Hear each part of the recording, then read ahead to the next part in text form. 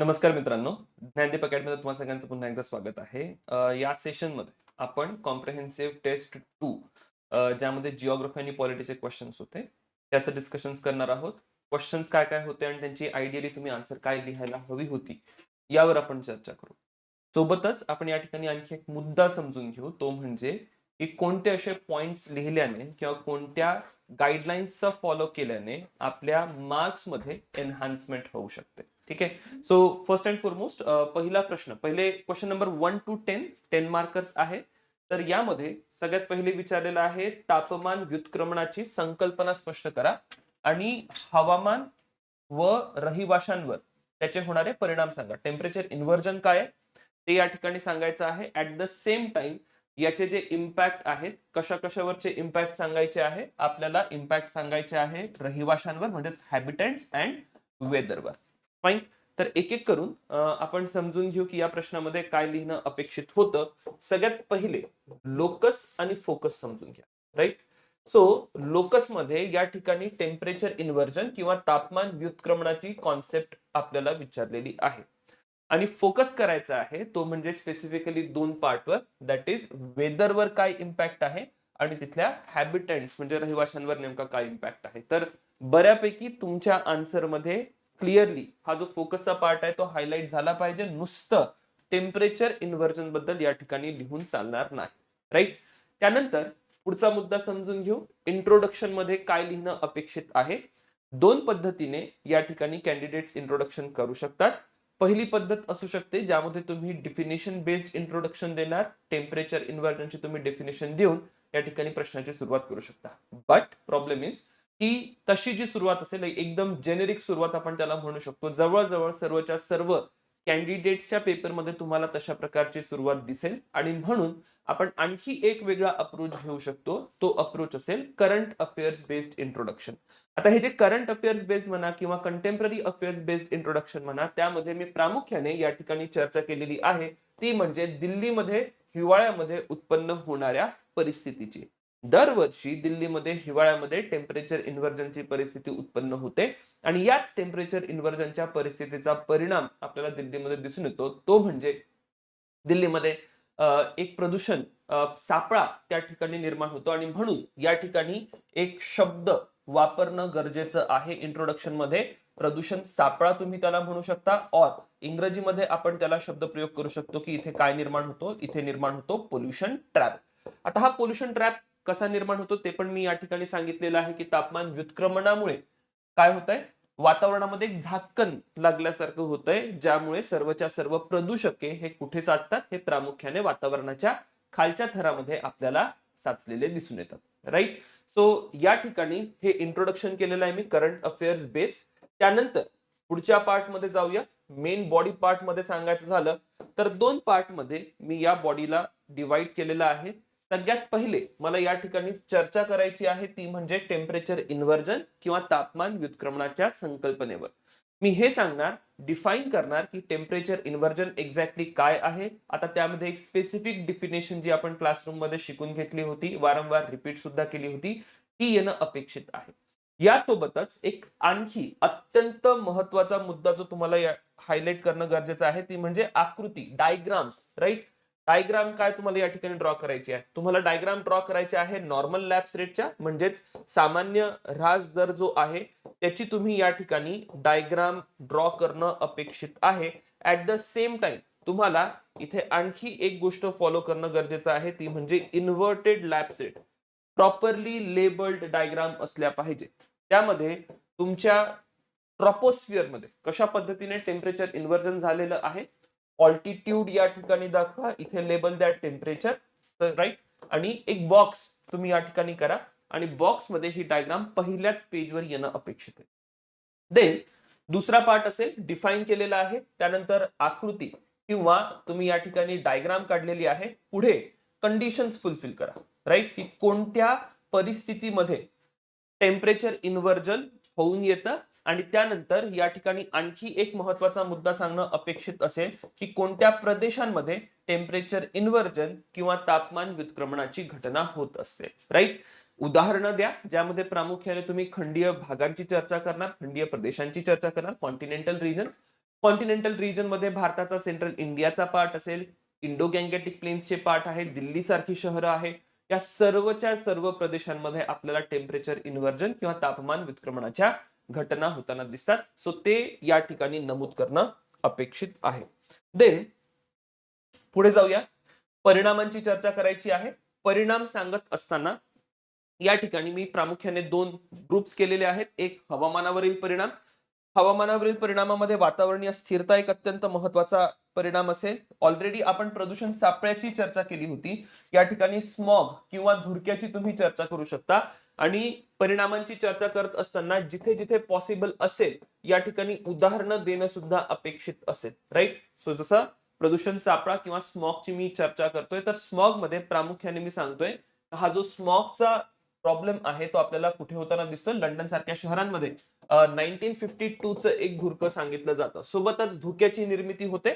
धुक्याची निर्मिती होऊन जी व्हिजिबिलिटी आहे, व्हिजिबिलिटी सुद्धा तुम्हाला या ठिकाणी कमी होताना दिसते. फ्रॉस्ट सारख्या घटना होऊ शकतात, ज्यामुळे मोठ्या प्रमाणात वनस्पतींचे नुकसान होते. हे झाले वातावरणीय परिणाम.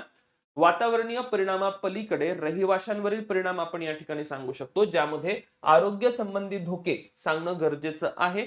कशा पद्धतीने एअर क्वालिटी इंडेक्स खालावतो हे या ठिकाणी हायलाइट करा. ऍट द सेम टाइम या संपूर्ण परिस्थितीचा परिणाम श्वासन संबंधी विकार विकसित होण्यामध्ये होऊ शकतो. ऍट द सेम टाइम हृदय किंवा रक्तवाहिन्यांसंबंधी सुद्धा या ठिकाणी काही विकार आपल्याला आढळू शकतात. मोस्ट इम्पॉर्टंटली वाहतूक विस्कळीत होते. दिल्लीमध्ये दरवर्षी किंवा संपूर्ण उत्तर भारतामध्ये इंडो गँगेटिक प्लेन्सच्या रिजन्स मध्ये आपल्याला जे ट्रॅफिकचे प्रॉब्लेम्स आहेत ती क्रिएट होताना दिसतात. अनेक ठिकाणी तुम्ही बघितलं असेल की ऍक्सिडेंट्स रिपोर्ट केले जातात हायवेजला. ट्रेन्स डिले होतात कारण की त्या पूर्ण नॉर्दर्न रेल्वेच्या नेटवर्कमध्ये तुम्हाला हे दिसेल की फॉग कारण रेल्वे रूट्सवर व्हिजिबिलिटी नाहीये. सेम प्रॉब्लेम एव्हिएशनवर सुद्धा आपल्याला होताना दिसतो. कृषीवर सुद्धा याचा प्रॉब्लेम असेल. फ्रॉस्ट बाईटच्या प्रॉब्लेम्स तुम्हाला या ठिकाणी होताना दिसेल.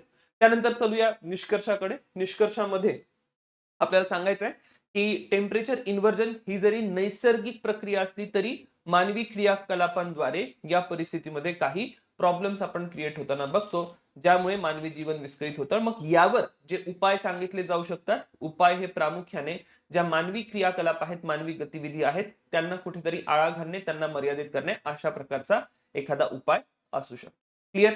सो हा झाला पहिला प्रश्न, ज्यामध्ये आपण टेम्परेचर इन्व्हर्जन एक्झॅक्टली काय आहे त्याची चर्चा केली. वळूया पुढच्या प्रश्नाकडे. पुढच्या प्रश्नामध्ये विचारलं आहे ढगफुटीच्या संदर्भात की ढगफुटीची घटना म्हणजे नेमकं काय, क्लाउड बर्स्ट काय असतात. आणि दुसरा पार्ट या ठिकाणी सांगायचा आहे तो म्हणजे काही अलीकडच्या घटनांचा संदर्भ देऊन आपल्याला ही ढगफुटीची घटना किंवा क्लाउड बर्स्टची इव्हेंट जी आहे ती एक्सप्लेन करायची आहे.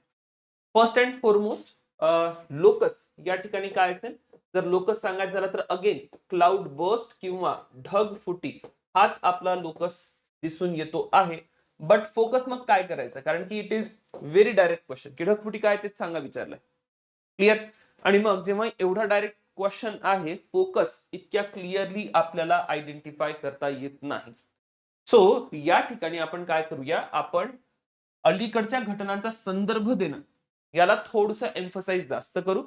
ऍट द सेम टाइम ढगफुटीच्या घटना नेमक्या काय आहेत, यामध्ये प्रक्रिया, ढगफुटीचे प्रकार म्हणजे टाईप नेमके काय असतील हे उदाहरणांसह स्पष्ट करणं अपेक्षित आहे. क्लिअर. सो एक एक करून समजून घेऊया की काय नेमका पार्ट आपण या ठिकाणी फुलफिल केला पाहिजे. फर्स्ट अँड फॉरमोस्ट इंट्रोडक्शन मध्ये तुम्ही काय लिहिणार, तर इंट्रोडक्शन अगेन दोन पद्धतीने होऊ शकता. One is definition based introduction, another is current affairs based introduction. तर या ठिकाणी जे इंट्रोडक्शन मी करतो आहे, अगेन मी करंट अफेअर्स बेस्ड इंट्रोडक्शन करतोय. Y current affairs based introduction, कारण की 2025 मध्ये भारतामध्ये अनेक ढगफुटीच्या घटना झाल्यात. यामध्ये काही हिमालयांच्या किंवा पश्चिम घाटांच्या भागांमध्ये झालेल्या ढगफुटीच्या घटना असू शकतात. सोबतच काही नागरी ढगफुटीच्या घटना म्हणजेच भारतातील जी काही प्रमुख महानगरं आहेत, चेन्नई सारख्या घटनेचा तुम्ही या ठिकाणी संदर्भ देऊ शकता. तो या ज्या ढगफुटीच्या घटना आहे, या ढगफुटीच्या घटनांचा संदर्भ देऊन मी या ठिकाणी इंट्रोडक्शन करतोय. त्यानंतर बॉडी पार्ट मध्ये ढगफुटीची संकल्पना स्पष्ट करणं अपेक्षित आहे. डिफिनिशन या ठिकाणी खूप इम्पॉर्टंट असेल. जेव्हा मी डिफिनिशन लिहितोय राईट, तर एक स्पेसिफिक डिफिनेशन या ठिकाणी मी दिलेली आहे की ही डिफिनेशन कोणाची आहे, इंडियन मेट्रोलॉजिकल डिपार्टमेंट IMD ची डिफिनेशन आहे. नुसती एक जनरल डिफिनेशन लिहून चालणार नाही, ते डिफिनेशन कोणत्या संस्थेद्वारे दिली आहे हे जर तुम्ही सांगू शकलात that will be an added advantage. इथे निश्चितच तुमचे मार्क्स जे आहे ते वाढतील. तो IMD चा संदर्भ द्या, त्यानंतर यंत्रणा एक्सप्लेन करा की एक्झॅक्टली हे ढगफुटीचं मेकॅनिझम काय आहे, काय तंत्र आहे, काय यंत्रणा आहे.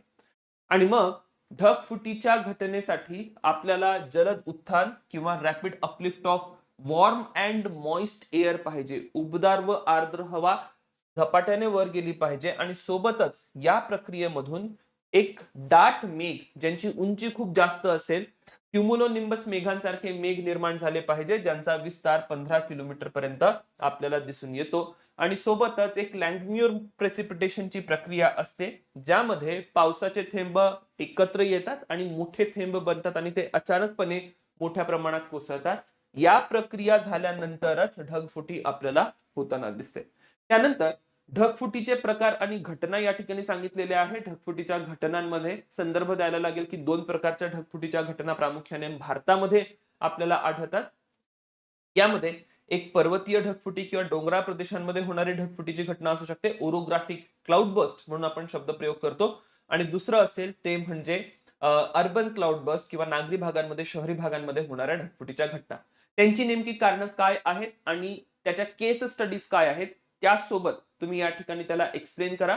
अर्बन क्लाउड बस्ट मध्ये कीवर्ड्स येणं अपेक्षित आहे. अर्बन क्लाउड बस्ट मध्ये कीवर्ड सांगायचे झाले तर अर्बन हीट आयलंड, पोल्युशन किंवा पोल्युशन ट्रॅप आणि कॉन्क्रीट कॅनियन्स हे मी खूप इम्पॉर्टंट कीवर्ड वापरलेले आहेत.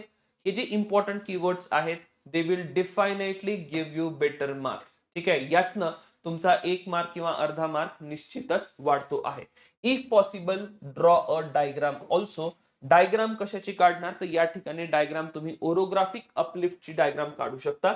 सो अशा पद्धतीने पर्वत दाखवा आणि झपाट्याने मेघ निर्माण होत आहेत किंवा हवा वर जाते आणि क्युमुलोनिंबस मेघ निर्माण होत आहेत असा तुम्ही या ठिकाणी संदर्भ देऊ शकता.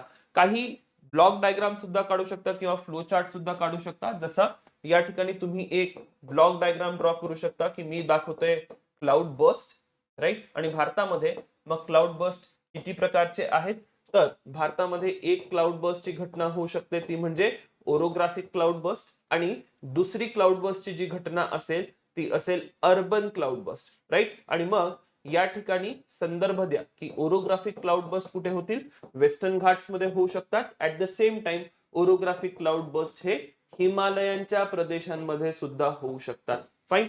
अर्बन क्लाउड्स मध्ये प्रामुख्याने जी भारतामधील अंतर्गत शहरं आहेत, इंटिरियर सिटीज मध्ये आपल्याला अशा प्रकारचे क्लाउड बस्ट होताना दिसतात. त्या ठिकाणी स्पेसिफिकली मेट्रोपॉलिटन लार्ज सिटीज चा संदर्भ देणं अपेक्षित आहे. तर अशी सुद्धा एक फ्लो चार्ट किंवा डायग्राम तुम्ही या ठिकाणी रिप्रेझेंट करा ज्याने तुमची जी काही कॉन्सेप्ट आहे तो खूप क्लिअरली एक्झामिनरला स्पष्ट होईल. नाउ ही डायग्राम तुम्हाला एक थोडा मार्क पिचिंग पार्ट असेल. मुव्हिंग फर्दर, अलीकडच्या काही घटनांचा मी संदर्भ दिलेला आहे. पुण्याची चर्चा या ठिकाणी केलेली आहे, नागपूर असेल, मुंबई इथल्या घटना सांगितल्यात. इफेक्ट विचारले आहेत का, विचारलेले नाहीत तरी सुद्धा या ठिकाणी मी इफेक्ट सांगून दिलेले आहे की कशा पद्धतीने या ढगफुटीच्या घटनांकारण इतर भौगोलिक परिणाम किंवा जिओग्राफिकल सिच्युएशन्स क्रिएट होऊ शकतात. जसं की फ्लड्सची तुम्ही चर्चा करू शकता, भूस्खलन किंवा glacial lake outburst flood. If you are having good content अजून ऍड करा. या ठिकाणी एक्झाम्पल जसं मी इथे एक्झाम्पल दिलेलं आहे की फ्लॅश फ्लड्स निर्माण होतात तर पुण्यामध्ये वारंवार रस्ते पाण्याखाली जाताना आपण बघतो. सिमिलरली पश्चिम घाट किंवा हिमालयांमध्ये भूस्खलनाच्या घटना होतात. ग्लेशियल लेक आउटबर्स्ट फ्लडिंगच्या सुद्धा केदारनाथ सारखी घटना असेल किंवा सिक्कीमच्या पुरांची घटना असेल ती सुद्धा इथे तुम्ही नमूद करू शकता. निष्कर्ष, ढगफुटी कमी करण्यासाठी काय तुम्ही करू शकता तर ते या ठिकाणी लिहिणं काही अपेक्षित नसेल कारण की ढगफुटी ही एक नैसर्गिक प्रक्रिया आहे, त्याला तुम्ही थांबवू शकत नाही. बट त्याचा जो परिणाम आहे त्याच्या संदर्भात जी प्रिपेअर्डनेस आहे त्यावर तुम्ही काही या ठिकाणी भाष्य करू शकता. नाव कास्टिंग नावाचा एक वेदर अपडेटचा प्रकार असतो. डॉपलर रडार्स वापरले जातात आणि डॉपलर रडार्सच्या मदतीने सभोवतालच्या वातावरणामध्ये किती जाड मेघ निर्माण झालेले आहे, ढगफुटीची परिस्थिती निर्माण होते आहे का अशा प्रकारचा सर्वच्या सर्व डेटा गोळा केला जातो आणि त्या डेटाच्या मदतीने 2 ते 3 तास पूर्वी हे सांगितलं जाऊ शकतं की येणाऱ्या कालावधीमध्ये एक ढगफुटीची घटना या क्षेत्रांमध्ये होऊ शकते. तर अशा प्रकारचे तंत्र विकसित केल्याने आपल्याला ढगफुटी संदर्भात माहिती अलीकडे लवकर मिळून जाईल. ऍट द सेम टाइम आपण ढगफुटीमध्ये जी मानवी आणि जीवित हानी होणं अपेक्षित असेल ती कुठेतरी कमी करू शकतो. तर या पद्धतीने कन्क्लुजन वे फॉरवर्ड टाईप आपण लिहू शकतो. स्पंज सिटीजची चर्चा करू शकतो किंवा सस्टेनेबल अर्बन डेव्हलपमेंट यावर सुद्धा तुम्ही चर्चा करू शकता. एसडीजीज तुम्ही कन्क्लुजन मध्ये घेऊन येऊ शकता. जाऊया तिसऱ्या प्रश्नाकडे. अत्यंत स्टॅटिक क्वेश्चन आहे. सागरी प्रवाहांच्या निर्मितीसाठी कारणीभूत असणारे घटक स्पष्ट करायचे आहे. फॅक्टर्स कशासाठीचे फॅक्टर सांगायचे आहेत? ओशन करंटसाठी आणि हवामान that is climate, regional climate, मासेमारी आणि नेव्हिगेशन जल वाहतूक जी आहे किंवा नौकानयन ज्याला आपण म्हणतो त्यावर याचा काय नेमका परिणाम होतो हे आपण या ठिकाणी सांगणं अपेक्षित आहे. लोकस आणि फोकस समजून घेऊ. लोकस सांगायचं झाला तर लोकस इज ओशन करंट्स, सागरी प्रवाह. जर फोकस या ठिकाणी सांगायचं झाला तर फोकस मध्ये प्रामुख्याने 2 मुद्दे तुम्ही सांगणं अपेक्षित आहे. सगळ्यात पहिले सांगा की नेमके फॅक्टर्स काय आहेत, राईट, ओशन करंट ओरिजिन साठी. आणि त्यानंतर नेव्हिगेशन असेल किंवा क्लायमेट असेल और फिशिंग जे रिजन्स निर्माण होतात त्यावर नेमका काय ओशन करंटचा प्रभाव आहे तो आपल्याला या ठिकाणी अधोरेखित करायचा आहे. इंट्रोडक्शन कसं केलेलं आहे? मी एक सिंपल इंट्रोडक्शन या ठिकाणी केलेलं आहे विच इज डिफिनेशन बेस्ड. कारण की या पर्टिक्युलर पार्ट मध्ये काही खूप जास्त इंट्रोडक्शन्स मध्ये व्हेरिएशन आपण करू शकत नाही. करंट अफेअर्स मध्ये सुद्धा असं काही खूप विशेष तुम्हाला डेटा मिळणार नाही किंवा फॅक्ट मिळणार नाही ज्यातून या पार्टचं आपण इंट्रोडक्शन करूया. देन बॉडी पार्ट मध्ये मी सगळ्यात पहिले उगमासाठीचे जबाबदार घटक सांगितलेले आहेत एक एक करून. दिस इज व्हेरी स्टॅटिक पार्ट. याच्यामध्ये काही खूप जास्त एक्सप्लेनेशन रिक्वायर्ड नाहीये. तर ज्या नोट्स मध्ये तुम्हाला दिलेले आहेत स्टॅटिक मुद्दे किंवा जे काही पॉइंट्स दिलेले आहेत ते पॉइंट्स जशास तसे तुम्ही या ठिकाणी पुट करणं अपेक्षित आहे.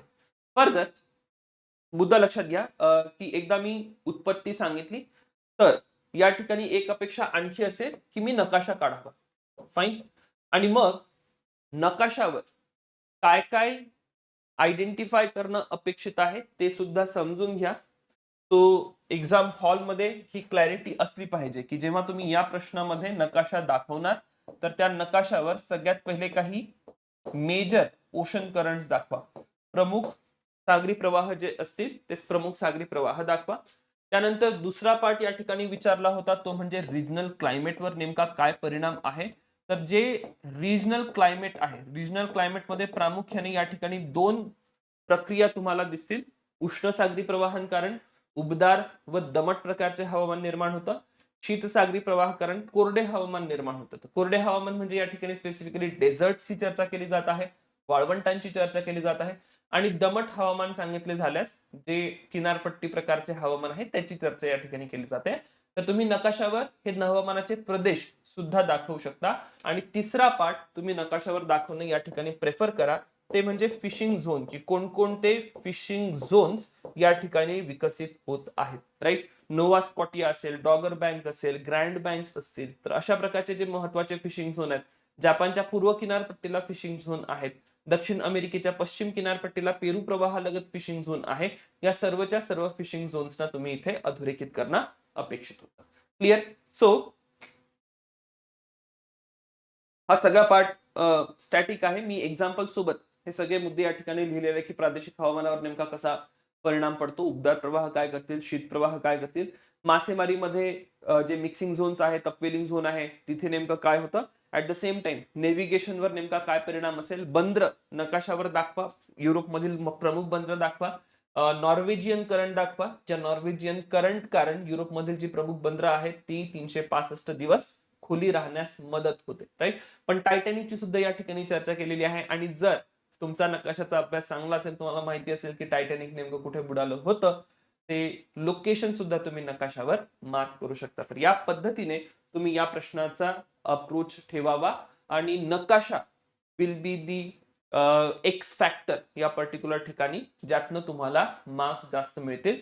कन्क्लुजन मध्ये काय लिहिणं अपेक्षित आहे, अंडरस्टँड दॅट ऑल्सो. कन्क्लुजन मध्ये मी चाललोय ब्लू इकॉनॉमी कडे.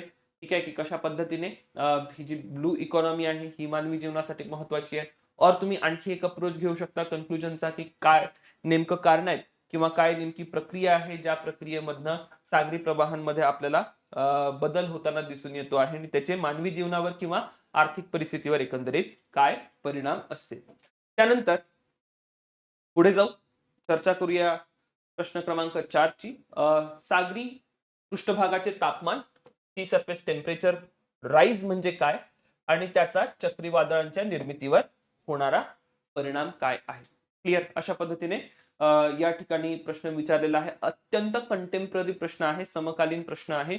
वारंवार या मुद्द्याची तुम्हाला न्यूजपेपरमध्ये चर्चा होताना दिसेल, की सागरी पृष्ठभागाचं तापमान वाढतंय, जे सागरी परिसंस्थांसाठी सुद्धा चांगलं नाहीये. ऍट द सेम टाइम हवामानासाठी सुद्धा ते चांगलं नाहीये, कारण की अनेक घटना या प्रक्रियेतून आपल्याला होताना दिसतात.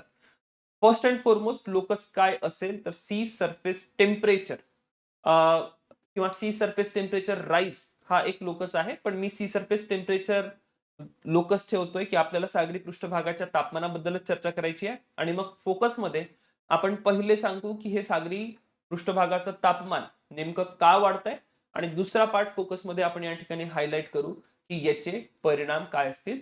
पहिले ट्रॉपिकल सायक्लोन्सवर परिणाम सांगायचे, त्यानंतर थोडक्यात आपण एकंदरीत परिणाम सुद्धा इथे अधोरेखित करू शकतो. फर्स्ट अँड फॉरमोस्ट इंट्रोडक्शन मध्ये काय लिहिणं अपेक्षित आहे. करंट अफेअर्स मध्ये मागच्या वर्षापासून मल्टिपल टाइम्स आयपीसीसीच्या रिपोर्ट्स मध्ये किंवा आणखी काही रिपोर्ट्स मध्ये सागरी पृष्ठभागाच्या तापमानामध्ये होणारी वाढ हायलाइट केली गेलेली आहे. कोणत्या भागामध्ये किती प्रमाणात तापमानामध्ये वाढ झालेली आहे, अशा प्रकारची सुद्धा चर्चा तुम्हाला खूप स्पेसिफिक या ठिकाणी दिसेल. सो त्या डेटा पॉइंट सोबत तुम्ही या ठिकाणी स्टार्ट करू शकता. सो मी एक जेनेरिक पॉइंट या ठिकाणी लिहिलाय, की 2023 ते 25 या वर्षांमध्ये सागरी तापमान वाढ दिसून आली आहे, जी अभूतपूर्व आहे. आणि मग याचा परिणाम असेल, की महासागर आता काय झाले आहेत, महासागर झालेले आहेत हायपर ऍक्टिव्ह उष्णता इंजिन. आणि हे जे हायपर ऍक्टिव्ह उष्णता इंजिन आहे, या हायपर ऍक्टिव्ह उष्णता इंजिनचा परिणाम असेल तो म्हणजे प्रामुख्याने उष्णकटिबंधीय चक्रीवादळांवर. बॉडी पार्ट मध्ये सागरी पृष्ठभागाच्या तापमानाची चर्चा केली आहे, की सरासरी सागरी पृष्ठभागाचे तापमान हे 20 ते 24 डिग्रीच्या दरम्यान असतं. पण 2024च्या सुरुवातीला आपण जागतिक सरासरी बघितली आहे सी सरफेस टेम्परेचरची, दॅट इज 21.2 डिग्री सेल्सिअस. आणि तापमान वाढीचा दर 0.06 डिग्री सेल्सिअस पर डिकेट वरून आता 0.27 डिग्री सेल्सिअस पर डिकेट म्हणजे डबल झालेला आपल्याला दिसून येतो.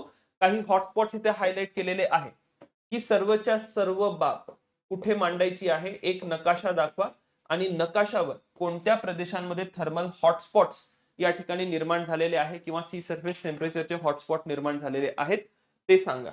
कारणांमध्ये क्लायमेट चेंज किंवा ग्रीन हाऊस गॅसेसची चर्चा करायची आहे, पण ही चर्चा एका बिंदूशिवाय इनकम्प्लीट असेल. Please mention specific heat of oceans is very high किंवा specific heat of water is very high, right. जे पाणी असेल, पाणी उष्णता शोषून घेतं आणि म्हणून तापमान वाढ जी होते, जागतिक तापमान वाढ जी होते, हवामानामध्ये जी तापमान वाढ आपल्याला दिसते, त्यामध्ये स्पेसिफिकली पहिला इम्पॅक्ट तुम्हाला या ठिकाणी सागरांवर दिसेल किंवा जलावर दिसेल, ज्यामध्ये ही उष्णता शोषून घेतली जाते. त्यानंतर या ठिकाणी उष्णकटिबंधीय चक्रीवादळांवर नेमका काय परिणाम असेल त्याची आपण चर्चा करूया. तर नवीन ब्रीडिंग ग्राउंड या ठिकाणी आपल्याला विकसित होताना दिसत आहेत. सोबतच या ठिकाणी आपण बघतोय, की जी आवर्त आहेत, आवर्तांची वारंवारता वाढलेली आहे. आणि तिसरा मुद्दा आपण या ठिकाणी बघतोय, की त्यांची इंटेन्सिटी वाढलेली आहे. तर हे तीनही बिंदू, मी 3 बिंदू पुन्हा रिपीट करतो, मला 3 बिंदू काय सांगायचे आहे या ठिकाणी. तर पहिला बिंदू मला या ठिकाणी सांगायचा आहे, की नवीन प्रदेशांमध्ये ज्या ठिकाणी पहिले आवर्त निर्माण होत नव्हते किंवा चक्रीवादळ निर्माण होत नव्हते, तिथे चक्रीवादळ विकसित होत आहेत. Point number 1. दुसरा पॉईंट या ठिकाणी लक्षात घ्या, तो असणार आहे, की जी फ्रिक्वेन्सी आहे, पहिले समजा 100 चक्रीवादळांची निर्मिती होत होती किंवा 100 चक्रीवादळ विकसित होत होते, आता त्यांची संख्या 150 किंवा 200 वर पोहोचलेली आहे, राईट. फ्रिक्वेन्सी पण वाढलेली आहे. आणि तिसरा मुद्दा त्यांच्यामध्ये इंटेन्सिफिकेशन, रॅपिड इंटेन्सिफिकेशन म्हणून एक प्रक्रिया सांगितली जाते. जर एका दिवसामध्ये 24 तासामध्ये चक्रीवादळातील वाऱ्यांचा वेग 74 किलोमीटर प्रति तास पेक्षा जास्तने वाढला, तर त्या प्रक्रियेला आपण रॅपिड इंटेन्सिफिकेशन असा शब्द प्रयोग करतो. आणि ह्या सर्वच्या सर्व प्रक्रियांचं एक प्रमुख कारण जे असेल ते असणार आहे या ठिकाणी सागरी जलाच्या तापमानामध्ये झालेली वाढ, राईट. उदाहरणं द्यायची आहे. रॅपिड इंटेन्सिफिकेशनचे काही चक्रीवादळांची उदाहरणं द्यायची आहे. ऍट द सेम टाइम कोणते नवीन प्रदेश विकसित झाले त्याची उदाहरणं द्या. सोबतच वारंवारता किती वाढली, जसं अरबी समुद्राची आपण या ठिकाणी चर्चा करू शकतो की अरबी समुद्राच्या आवर्तांमध्ये 52% वाढ झालेली आहे. सो मी उदाहरणांसह सर्वच्या सर्व परिस्थिती या ठिकाणी एक्सप्लेन केलेली आहे. त्यानंतर कन्क्लुजन काय देणार, तर डिझास्टर मॅनेजमेंट कडे याला घेऊन जा. राईट, डिझास्टर मॅनेजमेंट कडे घेऊन जा किंवा एन्व्हायरमेंटचा सुद्धा तुम्ही या ठिकाणी संदर्भ देऊ शकता. अडॅप्टेशन अँड मिटिगेशनच्या भाषेमध्ये आपण या ठिकाणी चर्चा करू शकतो. क्लिअर. सो हा झाला सी सरफेस टेम्परेचर आणि ट्रॉपिकल सायक्लोन्स संदर्भात प्रश्न. प्रश्न क्रमांक 5. प्रश्न क्रमांक 5 मध्ये मॅन्टल प्ल्यूम विचारलेले आहेत. ऍक्च्युली हा PYQ आहे UPSCचा. राईट. सो मॅन्टल प्ल्यूम काय आहेत आणि त्यांचा भूपट्ट विवर्तनिकीमध्ये नेमका काय रोल आहे तो आपल्याला स्पष्ट करायचा आहे. मॅन्टल प्ल्यूम डिफाइन करा आणि प्लेट टेक्टॉनिक्स मधला रोल एक्सप्लेन करा. लोकस काय, लोकस या ठिकाणी असणार आहे तो म्हणजे मॅन्टल प्ल्यूम. आणि फोकस सांगायचा झाला तर एक इंटरेस्टिंग पॉइंट या ठिकाणी इंट्रोड्यूस करतो. There is something called as hotspot volcano. ठीक आहे, तप्तस्थळ ज्वालामुखी किंवा हॉटस्पॉट वोल्कॅनो म्हणून ज्वालामुखीचा एक प्रकार असतो. राईट. आणि त्यानंतर दुसरी आणखी एक प्रक्रिया इथे स्पष्ट करायची आहे की कशा पद्धतीने हे प्लेट टेक्टॉनिक्सशी संबंधित आहे. क्लिअर. या दोन बाबी जर स्पष्ट असतील तर त्यातून आपल्याला या प्रश्नाचं उत्तर देता येतं. सगळ्यात पहिले इंट्रोडक्शन मध्ये करंट अफेअर्स मधनं एक हॉटस्पॉट, मी का फोकस मध्ये हॉटस्पॉट वोल्कॅनोची चर्चा केली ते एकदा लक्षात घ्या. मॅन्टल प्ल्यूम हे रिस्पॉन्सिबल आहेत हॉटस्पॉट प्रकारच्या ज्वालामुखी क्रियांसाठी आणि म्हणून मग अलीकडेच एक हॉटस्पॉट प्रकारचा ज्वालामुखी उद्रेक झाला त्याचा मी संदर्भ दिलेला आहे. इथिओपियामधील हॅलिगुब्बी नावाचा एक ज्वालामुखी आहे, त्याच्याबद्दल आपण या ठिकाणी चर्चा केलेली आहे की कशा पद्धतीने तो एक उद्रेक झाला हॉटस्पॉट वोल्कॅनोचा. त्यानंतर बॉडी पार्ट मध्ये मॅन्टल प्ल्यूम नेमके काय आहेत आणि हॉटस्पॉट ज्वालामुखी यंत्रणा नेमकी काय असते ते एक्सप्लेन केलेलं आहे. प्रॉपर डिफिनेशन सोबत तुम्ही या ठिकाणी हे मॅन्टल प्ल्यूम काय आहेत ते एक्सप्लेन करा.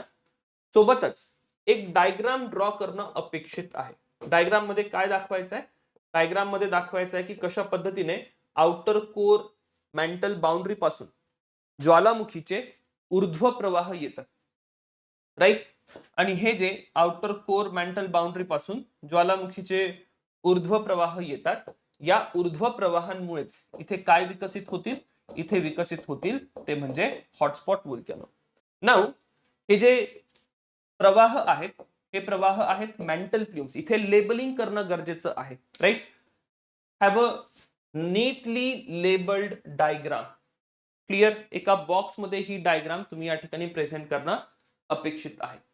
सो मॅन्टल प्ल्यूम आणि हॉटस्पॉट बद्दल हा मुद्दा आपण या ठिकाणी हायलाइट केलाय. पुढे जाऊया. प्लेट टेक्टॉनिक्स या ठिकाणी चर्चा करणं गरजेचं आहे. प्लेट टेक्टॉनिक्स आणि हॉटस्पॉट वोल्कॅनो यांच्यामध्ये नेमका काय संबंध आहे तो समजून घ्या. जेव्हा आपण प्लेट टेक्टॉनिक्स आणि हॉटस्पॉट वोल्कॅनोची चर्चा करतोय, दोन संबंध इथे सांगणं गरजेचं आहे की हे जे प्लेट्स आहेत हॉटस्पॉट वोल्कॅनो किंवा मॅन्टल प्ल्यूम्स वरनं वाहू लागतात, त्यातून आपल्याला प्लेट्सची गती कळते. याच प्रक्रियेमधून आणखी एक निर्मिती आपल्याला दिसते. सी माउंट चेन्स या ठिकाणी आपल्याला डेव्हलप होताना दिसतात. आणि फर्दर एक महत्वाचा मुद्दा या ठिकाणी सांगणं गरजेचं आहे की ज्या ठिकाणी खंडांचं विभाजन होतं, प्लेट्स तुटतात आणि डायव्हर्ज होऊ लागतात, त्या ठिकाणी आपण काय बघतो, त्या ठिकाणी आपण बघतो की हॉटस्पॉट वोल्कॅनो किंवा मॅन्टल प्ल्यूम हे प्रामुख्याने त्या विभाजनासाठी कारणीभूत ठरतात. तर हा असेल दुसरा पार्ट. इफ पॉसिबल याची सुद्धा डायग्राम तुम्ही काढू शकता. ऑल्सो तुम्ही या ठिकाणी उदाहरणं सुद्धा देऊ शकता. आपण बघतोय अफार नावाचा एक ज्वालामुखी आहे इथिओपियामध्ये. तर एक छोटीशी डायग्राम काढा किंवा मॅप काढा, एक छोटा रिजनल मॅप काढा, ज्या रिजनल मॅपवर तुम्ही हे ज्वालामुखी या ठिकाणी दाखवलेले आहेत. क्लिअर. तर हा झाला दुसरा पार्ट, आणि मी इथे केस स्टडी मध्ये दिलेले पण आहे की ज्यामुळे आपण हे प्रूव्ह सुद्धा करू शकतो की कशा पद्धतीने ही सर्व प्रक्रिया होत असते.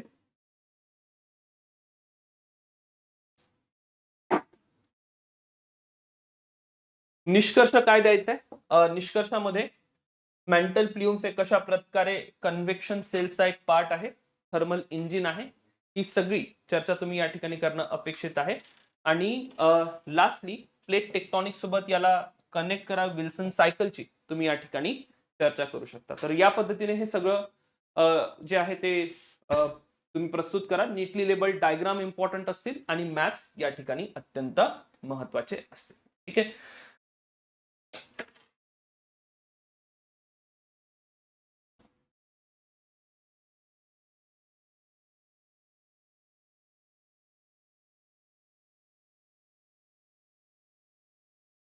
वळूया पुढच्या प्रश्नाकडे.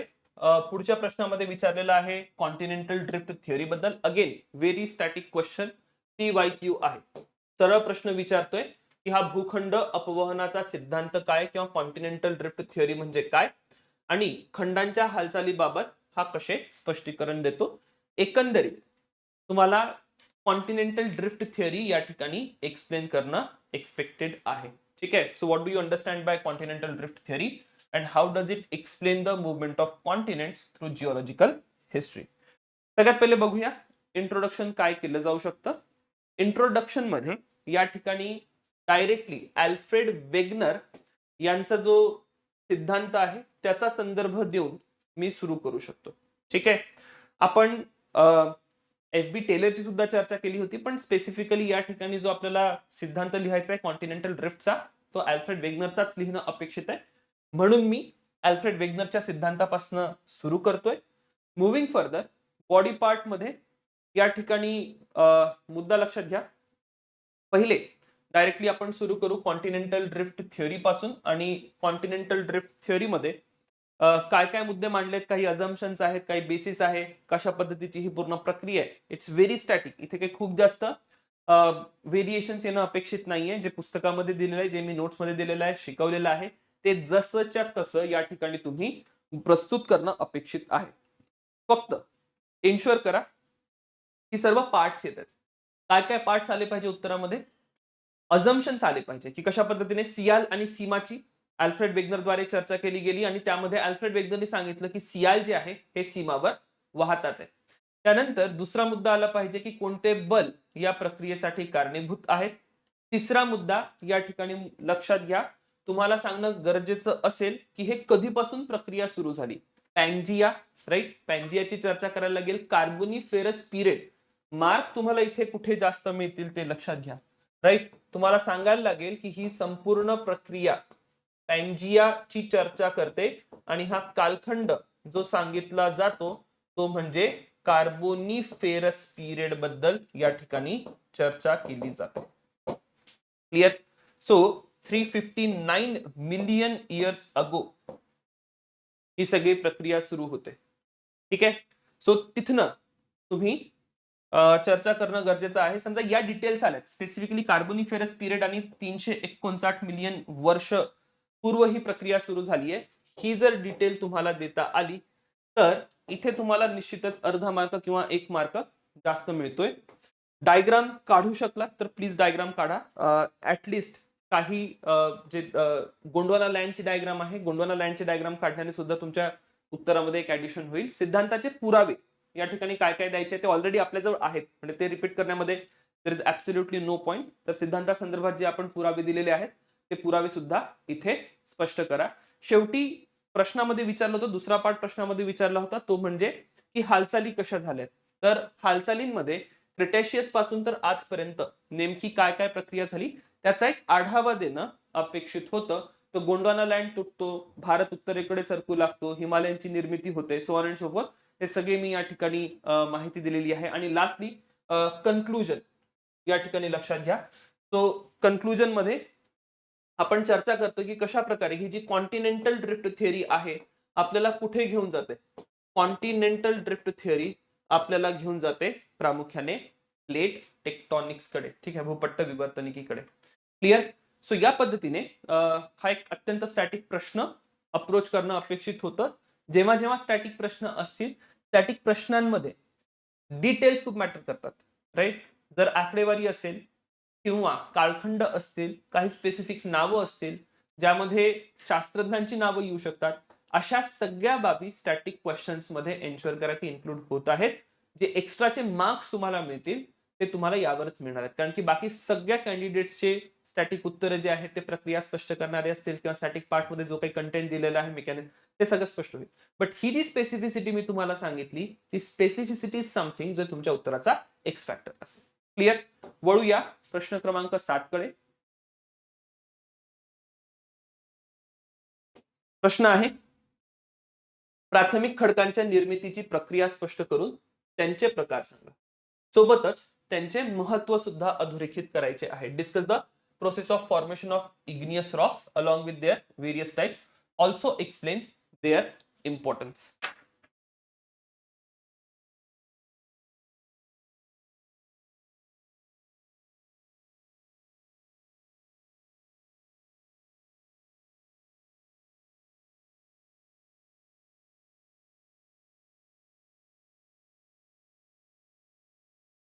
लेट अस अंडरस्टँड प्रश्नाचा लोकस काय.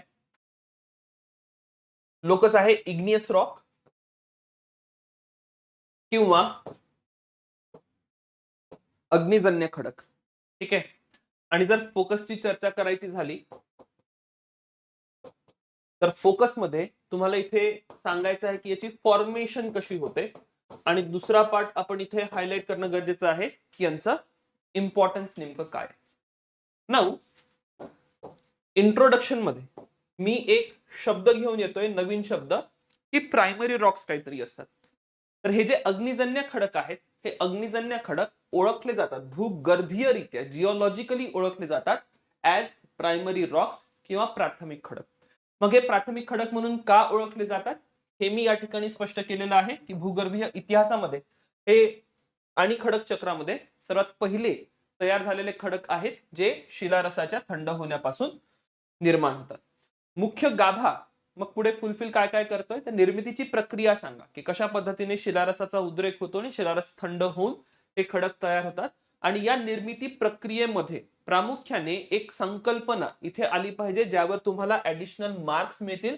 ही संकल्पना आहे क्रिस्टलायझेशन किंवा याला आपण म्हणतो स्फटिकीकरण. शिलारस थंड होत जातो आणि शिलारस थंड होताना या ठिकाणी क्रिस्टल्स किंवा स्फटिकांची निर्मिती होते. हे अत्यंत महत्वाचं असेल, राईट. त्यानंतर विचारलेलं आहे दुसऱ्या पार्ट मध्ये अग्निजन्य खडकांचे प्रकार.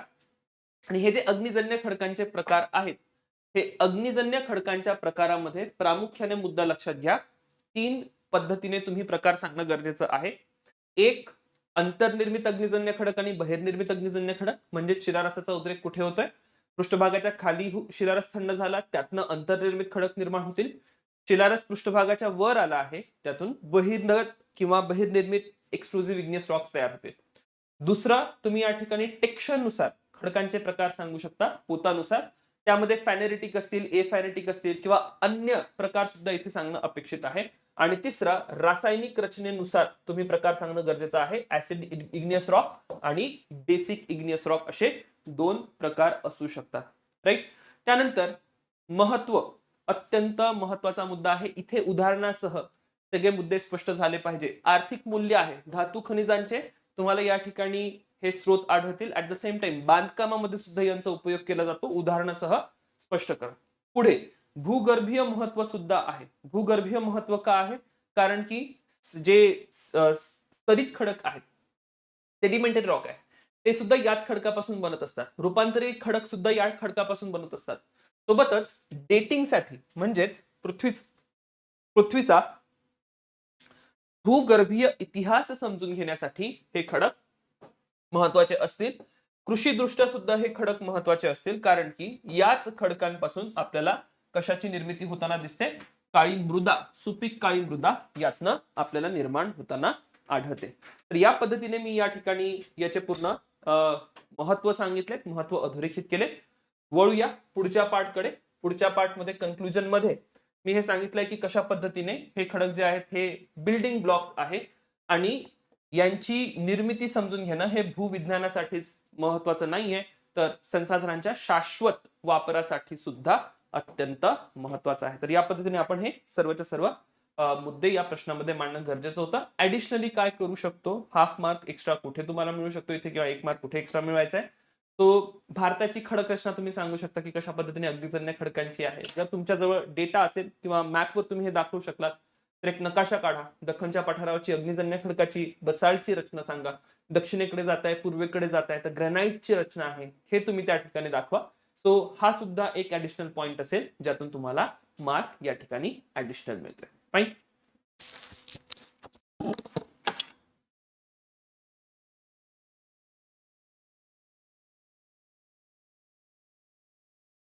So we are done with 7th question. Let's move question number 8. नागरी हवामान ही हवामानशास्त्रातील अलीकडची घटना आहे. चर्चा करा. अत्यंत कंटेम्पररी प्रश्न आहे. अर्बन क्लायमेट ही क्लायमेटॉलॉजी मध्ये लेटेस्ट फिनॉमिनो आहे असा हा प्रश्न विचारलाय. काय काय फोकस आणि लोकस या ठिकाणी असला पाहिजे तो एकदा लक्षात घ्या. जर लोकसची चर्चा करायची झाली तर लोकस मध्ये सांगायचं आहे की हे अर्बन क्लायमेट एक्झॅक्टली काय आहे. फाईन. आणि मग फोकस मध्ये अर्बन क्लायमेटच्या स्पेसिफिसिटी झाल्या पाहिजे. जर मी अर्बन क्लायमेट म्हणतोय मग अर्बन क्लायमेट मध्ये काय काय प्रक्रिया आहे. जसं सगळ्यात पहिला मुद्दा अर्बन हीट आयलंड एक प्रक्रिया आहे, अर्बन क्लाउड बर्स्ट असतील, अर्बन पोल्युशन ट्रॅप आहे, अर्बन हीट व्हॅली इफेक्ट आहे. तर अशा प्रकारच्या जितक्याही प्रक्रिया अर्बन क्लायमेट सोबत संबंधित आहे या सर्व प्रक्रिया तुम्हाला इथे फोकस मध्ये हायलाइट करणं अपेक्षित आहे. क्लिअर. सो ही झाली नागरी हवामानाच्या बद्दल लोकस आणि फोकसची चर्चा. इंट्रोडक्शन मध्ये काय लिहिणार. इंट्रोडक्शन मध्ये करंट अफेअर्सचा कुठला तरी एक मुद्दा लिहा. करंट अफेअर्स मध्ये भारतातील शहरांच्या बाबतीत हीट डोमच्या ज्या घटना झाल्या, ढगफुटीच्या घटना झाल्या, या सर्वांबद्दल अँपल डेटा पॉइंट अवेलेबल आहेत. ते डेटा पॉइंट इन्क्लूड करा. चर्चा करू मेन बॉडी पार्ट मध्ये काय लिहायचं आहे. तर सगळ्यात पहिले अर्बन मायक्रो क्लायमेट ची संकल्पना काय आहे ती या ठिकाणी हायलाइट करा की so and so is urban micro climate. काय काय घटक आहेत ते सांगा. जसं की मी ऑलरेडी सांगितलं अर्बन हीट आयलंड. का होतो अर्बन हीट आयलंड तो या ठिकाणी सांगितलेला आहे. पुढे urban pollution trap, dust dome म्हणून असा एक कीवर्ड वापरलेला आहे तो सांगा की नेमका काय असेल, त्याची कारण काय आहे. अर्बन क्लाउड बर्स्ट या ठिकाणी चर्चा केलेली आहे आणि अर्बन कॅनियन किंवा विंड इफेक्ट असे 4-5 कीवर्ड्स किंवा 4-5 कॉन्सेप्ट अर्बन मायक्रो क्लायमेटच्या मी प्रेझेंट केल्या. यामध्ये आणखी एक एक्सपेक्टेशन असेल किंवा रिक्वायरमेंट असेल to draw a diagram. Fine. Diagram काय ड्रॉ करायची आहे तर डायग्राम ड्रॉ करायची आहे अर्बन हीट आयलंडची, जिथे तुम्ही ग्रामीण भागांकडून नागरी भागांकडे चाललाय आणि पुन्हा ग्रामीण भागांकडे चाललाय. तर यामध्ये तुम्हाला दिसून येईल की हा जो नागरी भाग आहे, नागरी भागांमध्ये तापमान वाढलेलं असतं. क्लिअर. सो अशी एक डायग्राम सुद्धा तुम्ही या ठिकाणी ड्रॉ करू शकता. इफेक्ट पण लक्षात घ्या. ठीक आहे. काय काय इफेक्ट आहे. आरोग्यावर इफेक्ट असतील, आर्थिक परिणाम याचे असतील, आपत्ती या ठिकाणी होऊ शकतात खूप साऱ्या उदाहरणांसह या सर्व मुद्द्यांना आपण एक्सप्लेन करू शकतो. मी केस स्टडी सुद्धा देऊ शकतो. केस स्टडी मी कशाची देऊ शकतो तर भारतामध्ये एखाद्या शहरामध्ये अर्बन मायक्रो क्लायमेट कारण जर काही आपत्ती विकसित झाली असेल त्याची तुम्ही या ठिकाणी चर्चा करा. सो या केस स्टडी मध्ये मुद्दा लक्षात घ्या की मी हे सांगतोय चेन्नई हे एक महत्वाचं शहर आहे. राईट. चेन्नई शहरामध्ये 2024 मध्ये म्हणा किंवा 2025 मध्ये हीट वेव्ह झाल्या which is a very urban phenomena. नागरी घटना तुम्हाला ती दिसून येईल. आणि जर ही हीट वेव्ह एक अर्बन फिनॉमिना आहे तर मग त्या संदर्भात आपल्या जवळ तापमान किती वाढलं होतं, काय काय नेमकी परिस्थिती विकसित झाली होती, किती जीवित व वित्तहानी त्यामधनं झाली, एकंदरीत मानवी जीवन कसं विस्कळीत झालं, या सर्वांबद्दल कुठे ना कुठे न्यूजपेपरमध्ये चर्चा झालेली आहे. त्यातले काही पॉइंटर्स आणून या ठिकाणी ही केस स्टडी तुम्ही लिहू शकता. चेन्नई बद्दल लिहा किंवा तुमच्याजवळ जे काही शहर असेल, जे काही माहिती असेल ती माहिती तुम्ही या ठिकाणी लिहू शकता. त्यानंतर परिणाम तुम्ही सांगितले. कन्क्लुजन हे वे फॉरवर्ड टाइप कन्क्लुजन असेल की तुम्ही इथून पुढे हे जे काही नागरी सूक्ष्म हवामान विकसित होत आहे या संदर्भात काय केलं गेलं पाहिजे. तर यामध्ये मी डायरेक्टली सिंगापूरची एक केस स्टडी दिलेली आहे किंवा सिंगापूरचं मॉडेल दिलंय की सिंगापूरमध्ये हा अर्बन मायक्रो क्लायमेटचा इफेक्ट कमी करण्यासाठी काय काय प्रक्रिया राबवल्या जात आहेत. व्हर्टिकल ग्रीनिंग केली जाते, ब्लू ग्रीन इन्फ्रास्ट्रक्चरची चर्चा आहे, कूल रूफ्स असतील, so on and so fourth. असे अनेक उपाय तुम्हाला या ठिकाणी सिंगापूरद्वारे केलेले दिसतील आणि ते तुम्ही केस स्टडी किंवा कन्क्लुजन किंवा वे फॉरवर्डच्या स्वरूपामध्ये या ठिकाणी प्रस्तुत करा. सो इनोव्हेटिव्ह क्वेश्चन होता, इनोव्हेटिव्ह अप्रोच सुद्धा या ठिकाणी असला पाहिजे. कंटेंट खूप चांगला या ठिकाणी तुम्हाला लिहिता येणं अपेक्षित आहे. वळूया एका स्टॅटिक क्वेश्चन कडे. Question number 9. क्वेश्चन नंबर 9 मध्ये विचारलेला आहे, विविध हवामान विषयक घटनांमध्ये आणि मानवी जीवनासाठी स्थितांबर आणि तपांबर यांच्या भूमिकेची चर्चा करा. Discuss the role of stratosphere and troposphere in various climatic phenomena for human life. So static क्वेश्चनचा प्रॉब्लेम हा असतो की स्टॅटिक क्वेश्चन्स मध्ये जवळजवळ सर्वांची उत्तरं सारखी असतात आणि मग या ठिकाणी कुठला तरी एक एक्स्ट्रॅक्टर व्हेरिएशन घेऊन येणं अपेक्षित असतं जिथे तुम्हाला मार्क एक्स्ट्रा मिळेल. बघूया काय काय आपण करू शकतो. तर फर्स्ट अँड फॉरमोस्ट या ठिकाणी मी मार्च 2025 मध्ये सडन स्ट्रॅटोस्फेरिक वॉर्मिंगची एक घटना झाली होती. ठीक आहे, कुठे? ध्रुवीय भागांमध्ये. सो त्या संदर्भात मुद्दा मांडलेला आहे, इंट्रोडक्शन केलाय की या घटनेने ध्रुवीय भोवरा किंवा पोलर व्हॉर्टेक्स जे असतील ते विस्कळीत झाले आणि उत्तर गोलार्धामध्ये हवामानाचे नमुने बदलले. तर हे अधोरेखित करतं. काय अधोरेखित करतं? की वेगवेगळे वातावरणाचे जे थर आहेत, हे वेगवेगळे वातावरणाचे थर एक युग्मित किंवा कपल्ड सिस्टम्स आहेत आणि त्याचा परिणाम कुठे ना कुठे आपल्या मानवी जीवनावर होत असतो. घटना कुठे झाली? स्ट्रॅटोस्फिअर मध्ये झाली, पण त्याचा परिणाम कशावर झाला? तपांबरावर पण झाला, तपांबराच्या हवामानीय स्थितीवर झाला आणि मानवी जीवनावर सुद्धा आपल्याला त्याचा परिणाम होताना दिसतो. आणि म्हणून यांची माहिती असणं, तपांबर असेल किंवा स्थितांबर असेल, यांची आपल्याला समज असणं, माहिती असणं अत्यंत महत्वाचं आहे. वळूया मेन बॉडीकडे. मेन बॉडीमध्ये इट्स लाईक की व्हेरी स्टॅटिक. याच्यामध्ये काही खूप इनोव्हेशन्स व्हेरिएशन्स करता येत नाहीत. जो काही स्टॅटिक पार्ट आहे तो सर्वच्या सर्व स्टॅटिक पार्ट तुम्ही या ठिकाणी प्रस्तुत करणं अपेक्षित आहे. एकदा मी हा सर्व स्टॅटिक पार्ट या ठिकाणी प्रस्तुत केला, पुढचा मुद्दा डायग्राम्स इम्पॉर्टंट असतील. ठीक आहे, आकृती काढा.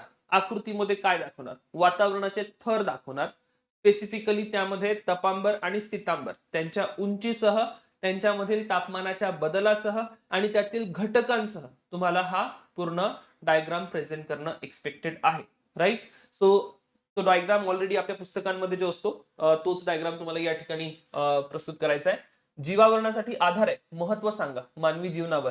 प्रदूषण या ठिकाणी आपल्याला दिसून येतं आणि त्यामुळे मानवी जीवनावर परिणाम पडतो. हवामानाचे सर्व धोके याच तपांबराच्या थरामध्ये आपल्याला आढळतात. देन स्थितांबराची चर्चा करा की हे जे स्थितांबर आहे की कशा प्रकारे एक संरक्षक ढाल आहे. नेमकी रचना काय स्थितांबराची? ओझोन वायू स्थितांबरामध्ये आढळतो. स्ट्रॅटिफिकेशन, हॉरिझॉन्टल लेयर्स आहेत स्थितांबरामध्ये. ट्रोपोस्फिअर मध्ये हे मेन्शन करणं गरजेचं आहे की व्हर्टिकल मिक्सिंगचा तो झोन आहे. क्लिअर. आणि फर्दर या ठिकाणी आपल्याला वातावरणीय स्थिरता जी आहे ती दिसून येते स्थितांबरामध्ये. अशा प्रकारचे सगळे वैशिष्ट्य तुम्ही स्थितांबराचे सांगू शकता. आणि हे सांगितल्यानंतर पुढे मानवी जीवनासाठी हे कशा प्रकारचे एक महत्वाचे संरक्षक म्हणून कार्य करतात. गुड ओझोन शब्द प्रयोग तुम्ही या ठिकाणी करू शकता. एव्हिएशनचा हायवे, कारण की दीर्घ पल्ल्याची जी काही हवाई वाहतूक आहे ही सर्वच्या सर्व हवाई वाहतूक कोणत्या मार्गाने होते? तर ही स्ट्रॅटोस्फिअर मधनं आपल्याला होताना दिसते. ही सगळी चर्चा मी या ठिकाणी करू शकतो. मग एक व्हॅल्यू ऍडिशनचा पॉइंट या ठिकाणी सांगतो जो की मी नोट्स मध्ये दिलेला नाहीये. Talk about changes. ठीक आहे, की हे ट्रोपोस्फिअर असेल किंवा स्ट्रॅटोस्फिअर असेल. स्ट्रॅटोस्फिअर मध्ये चेंज सांगायचं झालं तर ग्लोबल क्लायमेट चेंज असेल किंवा हिटिंग असेल, ही सर्वच्या सर्व आपल्याला कुठे होताना दिसते? ही प्रामुख्याने आपल्याला होताना दिसेल ती म्हणजे ट्रोपोस्फिअर मध्ये. आणि त्यानंतरचा पुढचा मुद्दा लक्षात घ्या की ट्रोपोस्फिअर मध्ये हिटिंग तर झालीये, स्ट्रॅटोस्फिअर मध्ये काय होतंय? स्ट्रॅटोस्फिअर मध्ये आपल्याला उत्पत्ती होताना दिसते कशाची? ओझोन होलची. ठीक आहे.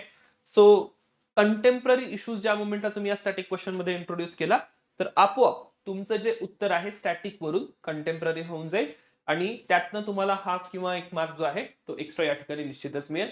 कन्क्लुजन मध्ये काय लिहायचंय? अगेन मी याच सगळ्या मुद्द्यांची चर्चा करतोय की काय काय तुम्ही संरक्षणासाठी तपांबराच्या म्हणा किंवा स्थितांबराच्या संरक्षणासाठी करू शकता. सो एक युग्मित डायनेमिक प्रणाली आहे, मानवी जीवनावर परिणाम आहे, ग्लोबल वॉर्मिंग आपल्याला कमी करायची, ओझोनचा होल आपल्याला बंद करायचा आहे. अशा प्रकारे तुम्ही हे कन्क्लूड करा. Then next question number 10, Hind महासागर क्षेत्रातील तळरचनेची चर्चा करा. महाराष्ट्र राज्यासाठी महासागराचे काय महत्व आहे? इंटरेस्टिंग क्वेश्चन आहे, कारण की या ठिकाणी प्रश्न विचारला आहे specifically in context to Maharashtra also, right. आणि मग सिलेबसचा जो पॉइंट आहे की प्रश्न विचारले जातील विथ रेफरन्स टू महाराष्ट्र, मग नेमकं काय विचारलं जाईल, तर त्यामध्ये आपल्याला हा मुद्दा जो आहे इथे लक्षात येतो की नेमके महाराष्ट्राच्या संदर्भात प्रश्न कसे असतील. तर महाराष्ट्राच्या संदर्भातील पार्ट जो आहे तो काय असला पाहिजे तो आपण नंतर डिस्कस करूच. पण हे हिंद महासागर क्षेत्रातील तळरचना म्हणजे नेमकी काय, राईट. आपण ओशनोग्राफीचा हा प्रश्न बघतोय, तो लोकस लक्षात घ्या.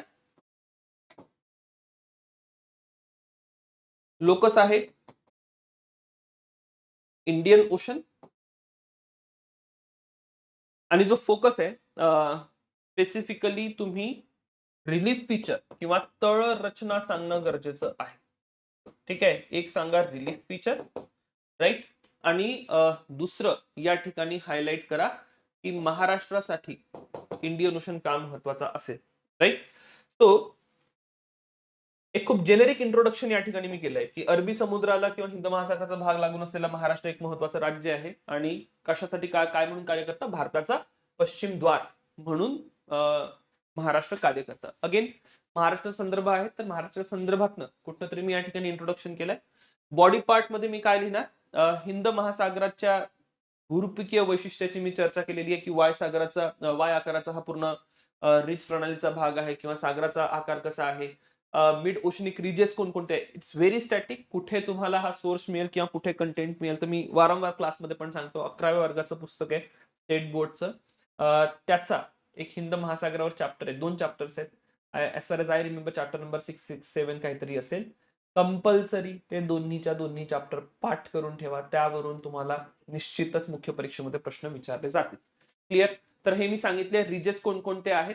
त्यानंतर कॉन्टिनेंटल शेल्फ कसे आहेत याची मी या ठिकाणी चर्चा केली आहे. कॉन्टिनेंटल शेल्फची चर्चा का महत्वाची आहे, कारण की कॉन्टिनेंटल शेल्फ जे आहे तुम्हाला काय प्रदान करतात, कॉन्टिनेंटल शेल्फ तुम्हाला या ठिकाणी प्रदान करतील ते म्हणजे संसाधने.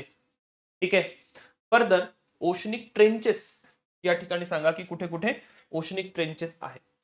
नकाशा काढणं गरजेचं आहे, अत्यंत महत्वाचं आहे. ठीक आहे, नकाशाचे मार्क मिळतील, अर्धा 1 मार्क नकाशाने वाढतो. ठीक आहे, नकाशामध्ये काय दाखवायचं आहे, हे जे वरचे फीचर्स आहे हे सर्वच्या सर्व फीचर्स तुम्ही नकाशावर प्रस्तुत करणं सुद्धा अपेक्षित आहे. ओके. नाउ महाराष्ट्रासाठी हिंद महासागराचं काय महत्व आहे ते या ठिकाणी लक्षात घ्या. महाराष्ट्रासाठी हिंद महासागराच्या महत्वामध्ये सगळ्यात पहिलं महत्व असेल ते म्हणजे आर्थिक महत्व, राईट. व्यापारासाठी हे महत्वाचं आहे. 2 प्रमुख बंदर महाराष्ट्रामध्ये आपल्याला आढळतात, सोबतच 3रा बंदर या ठिकाणी येते. ऊर्जा सुरक्षेसाठी हिंद महासागर महत्वाचा आहे किंवा महाराष्ट्राच्या किनारपट्टीला लागून असलेला खूप सारी संसाधनं आपल्याला हिंद महासागरातून मिळतात. मत्स्य व्यवसाय, राईट. महाराष्ट्रातील मासेमारी क्षेत्र या ठिकाणी टिकून आहे. पर्यटन हा मुद्दा वारंवार तुमच्या महाराष्ट्राच्या संदर्भात आला पाहिजे. कोकण किनारपट्टी आणि कोकण किनारपट्टी किंवा पश्चिम घाट असतील या सर्वांमध्ये किंवा एकंदरीत महाराष्ट्रामध्ये पर्यटनाची काय स्थिती आहे त्यावर तुम्हाला कुठे ना कुठे प्रश्न विचारले जातील. कंटेंट तुम्ही रेडी करून ठेवा. क्लिअर. नेक्स्ट,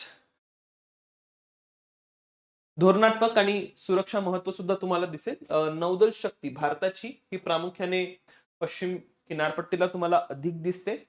भारताच्या नाविक सुरक्षेसाठी, नेव्हल सिक्युरिटीसाठी पश्चिम किनारपट्टी ही अत्यंत महत्वाची आहे. जी पूर्व किनारपट्टी महत्वाची आहेच, no doubt about it, but पूर्व किनारपट्टीपेक्षाही पश्चिम किनारपट्टी या ठिकाणी महत्वाची आहे. किनारपट्टीची सुरक्षा सुद्धा एक महत्वाचा बिंदू आपल्या समोर येतोय महाराष्ट्रासाठी स्पेसिफिकली, कारण की महाराष्ट्रावर जेही आतंकवादी घटना झाल्यात त्या सर्वच्या सर्व कुठे ना कुठे सागरी किनारपट्टी किंवा सागरी मार्गांशी संबंधित आपल्याला दिसून येतो. ठीक आहे. सो ती चर्चा केली महाराष्ट्राच्या महत्वासाठी. फर्दर मी एक इंटरेस्टिंग मुद्दा या ठिकाणी मांडला, तो म्हणजे महाराष्ट्राची ब्लू इकॉनॉमी पॉलिसी, राईट. की कशा पद्धतीने महाराष्ट्र ब्लू इकॉनॉमी विकसित करू इच्छितो आणि या ब्लू इकॉनॉमीच्या पॉलिसीमध्ये मग हिंद महासागराचा काय रोल असेल हे तुम्ही या ठिकाणी लिंक करू शकता तुमच्या कन्क्लुजन मध्ये. क्लिअर. सो हा झाला एक स्टॅटिक क्वेश्चन ज्याला मी थोडासा डायनामिक अप्रोच दिला कन्क्लुजन मध्ये. तर ही ब्लू इकॉनॉमीची जी कॉन्सेप्ट आणली मी महाराष्ट्राच्या किंवा महाराष्ट्राच्या ब्लू इकॉनॉमीची पॉलिसी मी या ठिकाणी मेन्शन केली, ती पॉलिसी निश्चितच आपल्याला एखाद 2 मार्क या ठिकाणी एक्स्ट्रा देईल. वळूया पुढच्या पार्टकडे. दुष्काळाची संकल्पना स्पष्ट करा. महाराष्ट्रात वारंवार दुष्काळ प्रवण असण्यामागे काय कारण आहेत हे सांगायचं आहे. Discuss the concept of drought. ठीक आहे, दुष्काळ नेमका काय आहे ते सांगा आणि महाराष्ट्रामध्ये वारंवार दुष्काळ का पडतात याची आपल्याला या ठिकाणी चर्चा करायची आहे. सो सगळ्यात पहिले इंट्रोडक्शन एक इंटरेस्टिंग डेटा पॉइंट तुम्ही करू शकता. तो डेटा पॉइंट काय आहे माझ्याजवळ की 2024-25 मध्ये महाराष्ट्रामध्ये हवामानाचा एक विरोधाभास दिसून आला. काय विरोधाभास दिसून आलाय? आपल्याला 66 महसूल मंडळांमध्ये प्रामुख्याने मराठवाड्यामध्ये तीव्र दुष्काळ दिसून आला आणि त्यानंतर पूर सुद्धा आलेत.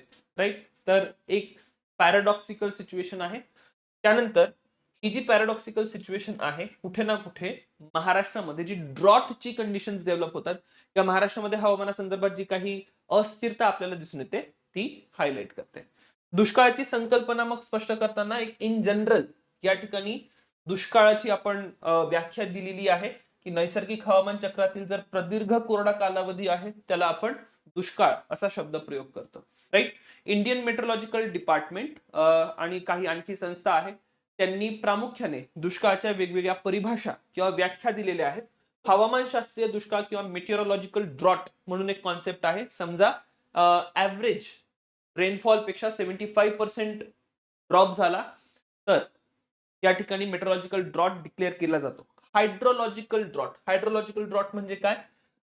जर जलाशय तलाव हे भरण्या इतपत पर्जन्य झालेलं नसेल तर त्याला आपण म्हणू की हा हायड्रोलॉजिकल ड्रॉट आहे. फर्दर ऍग्रिकल्चरल ड्रॉट, कृषी दुष्काळ, जेव्हा पर्जन्य कदाचित सफिशियंट असेल, तुमची आकडेवारी फुलफिल झाली आहे पण पर्जन्याचं वितरण असं होतं की मृदेमध्ये ओलावा टिकून राहिलेला नाहीये किंवा पिकांचं नुकसान झालं, अशा पद्धतीने जर पर्जन्य विकसित होत आहे किंवा पर्जन्याची स्थिती दिसत आहे त्याला आपण म्हणतो की हा काय कृषी दुष्काळ आहे किंवा ऍग्रिकल्चरल ड्रॉट आहे. सामाजिक आर्थिक दुष्काळ सुद्धा महत्वाचा आहे. सगळ्या बाबी बरोबर आहेत पण पर्जन्याच्या कारण किंवा पर्जन्याच्या कमतरते कारण काही सामाजिक आर्थिक परिस्थिती निर्माण झाली तशा सिच्युएशन मध्ये आपण याला म्हणू की हे सामाजिक आर्थिक दुष्काळ आहे. मग प्रश्न येतो की महाराष्ट्राला वारंवार दुष्काळाचा सामना का करावा लागतो? तर त्यामध्ये मग प्रश्न उत्तर लिहिताना मुद्दा सांगणं गरजेचं आहे ते म्हणजे महाराष्ट्राचा स्थान व विस्तार. क्लिअर, महाराष्ट्राची भौगोलिक रचना. महाराष्ट्राचं स्थान व विस्तार आणि भौगोलिक रचनेमध्ये जर तुम्ही बघितलं तर महाराष्ट्राच्या पश्चिम किनारपट्टीला पश्चिम घाट आहेत. राईट, महाराष्ट्राचा एक मोठा भाग विस्तारा कारण अंतर्गत आहे. महाराष्ट्राचा शेप लक्षात घ्या. राईट, महाराष्ट्राचा शेप जो आहे तो आपल्याला एक लॉन्जिट्युडिनल एक्सटेंट जास्त असलेला शेप दिसतो. क्लिअर, आणि लॉन्जिट्युडिनल एक्सटेंट जास्त असलेला शेप असल्या कारणाने समुद्र किनारपट्टीपासून अंतर्गत क्षेत्र या ठिकाणी निर्माण होतात जिथे ओलावा इतक्या सहजरित्या पोहोचू शकत नाही. ऍडिंग टू दॅट पश्चिम घाट आहेत आणि पश्चिम घाटांमुळे या ठिकाणी रेन शॅडो झोन क्रिएट होतो. तो कॉन्टिनेंटॅलिटी, खंडीयता आणि रेन शॅडो इफेक्ट हे दोन मुद्दे तुम्हाला तुमच्या उत्तरामध्ये स्पष्ट करणं गरजेचं आहे.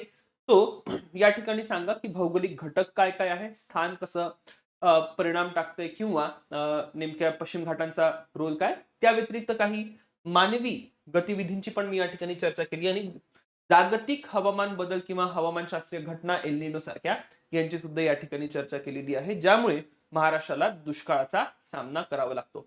परिणाम काय ते सांगितलेले आहेत. कृषी संकट असेल, स्थलांतर असेल, water tanker economy, tanker mafia अशी सुद्धा संकल्पना मी इथे इंट्रोड्यूस केली. अगेन कंटेम्पररी अप्रोच देतोय उत्तराला. तुमच्या सभोवताल घडणाऱ्या घटना या ठिकाणी घेऊन येतोय. स्थलांतरामध्ये तुम्ही प्रामुख्याने ऊसतोडणी कामगार जे आहेत त्यांची चर्चा करू शकता. ठीक आहे, शुगरकेन कटर्स आपण त्यांना म्हणतो, कोयता कामगार म्हणून पण शब्द प्रयोग केला जातो. तर असे कीवर्ड्स घेऊया. हे कीवर्ड या ठिकाणी महत्वाचे आहे. महाराष्ट्रामध्ये या घटना, सामाजिक आर्थिक घटना काय होतात त्यांचा संदर्भ द्या. केस स्टडी आहेत, खूप सारे केस स्टडी आहेत. राईट, ऊसतोड कामगार ही एक केस स्टडी म्हणूनच समाजशास्त्रीय दृष्ट्या केस स्टडी म्हणून प्रिपेअर करून ठेवा.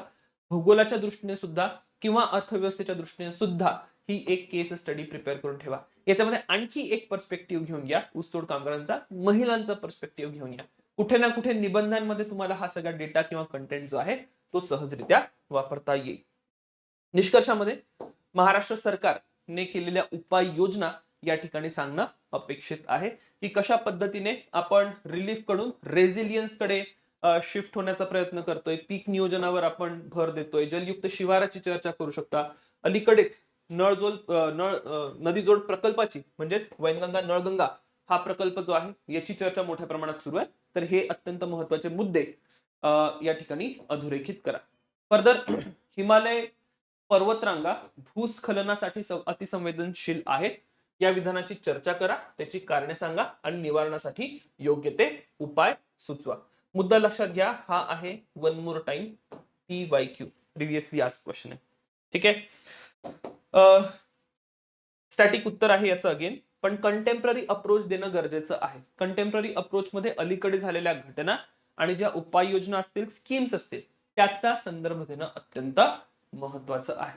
तर जेव्हा आपण इंट्रोडक्शनची चर्चा करतो तर जोशीमठची आपत्ती या ठिकाणी मी आयडेंटिफाय केलेली आहे की 2023 मध्ये जोशीमठमध्ये जी भूस्खलनाची घटना झाली, ती भूस्खलनाची घटना एक अत्यंत महत्वाची घटना आहे, ज्यांनी काय हायलाइट केलं, फ्रजाईल माउंटेन सिस्टम्स किंवा नाजूक पर्वतीय प्रणाली या ठिकाणी आयडेंटिफाय केलेली आहे. राईट. अनेक घटना होत राहतात भूस्खलनाच्या, कोणतीही एक घटना भूस्खलनाची या ठिकाणी तुम्ही अधोरेखित करू शकता तुमच्या इंट्रोडक्शन मध्ये. काय काय लँडस्लाइड असेल ते डिफाईन करा. ऍट द सेम टाइम हे सांगा की या हिमालयांच्या प्रदेशांमध्ये लँडस्लाइड कोणकोणत्या कारणाने होतात. आता कारण देत असताना नेहमी वारंवार मी सांगत असतो की मेक क्लासिफिकेशन, टाइप्स मध्ये कारण सांगा. ठीक आहे. जेव्हा आपण क्लासिफिकेशन करतो तर सगळ्यात पहिले मी या ठिकाणी रिझन सांगेल की बघा भूगर्भीय घटक काय किंवा जिओलॉजिकल रिझन्स काय.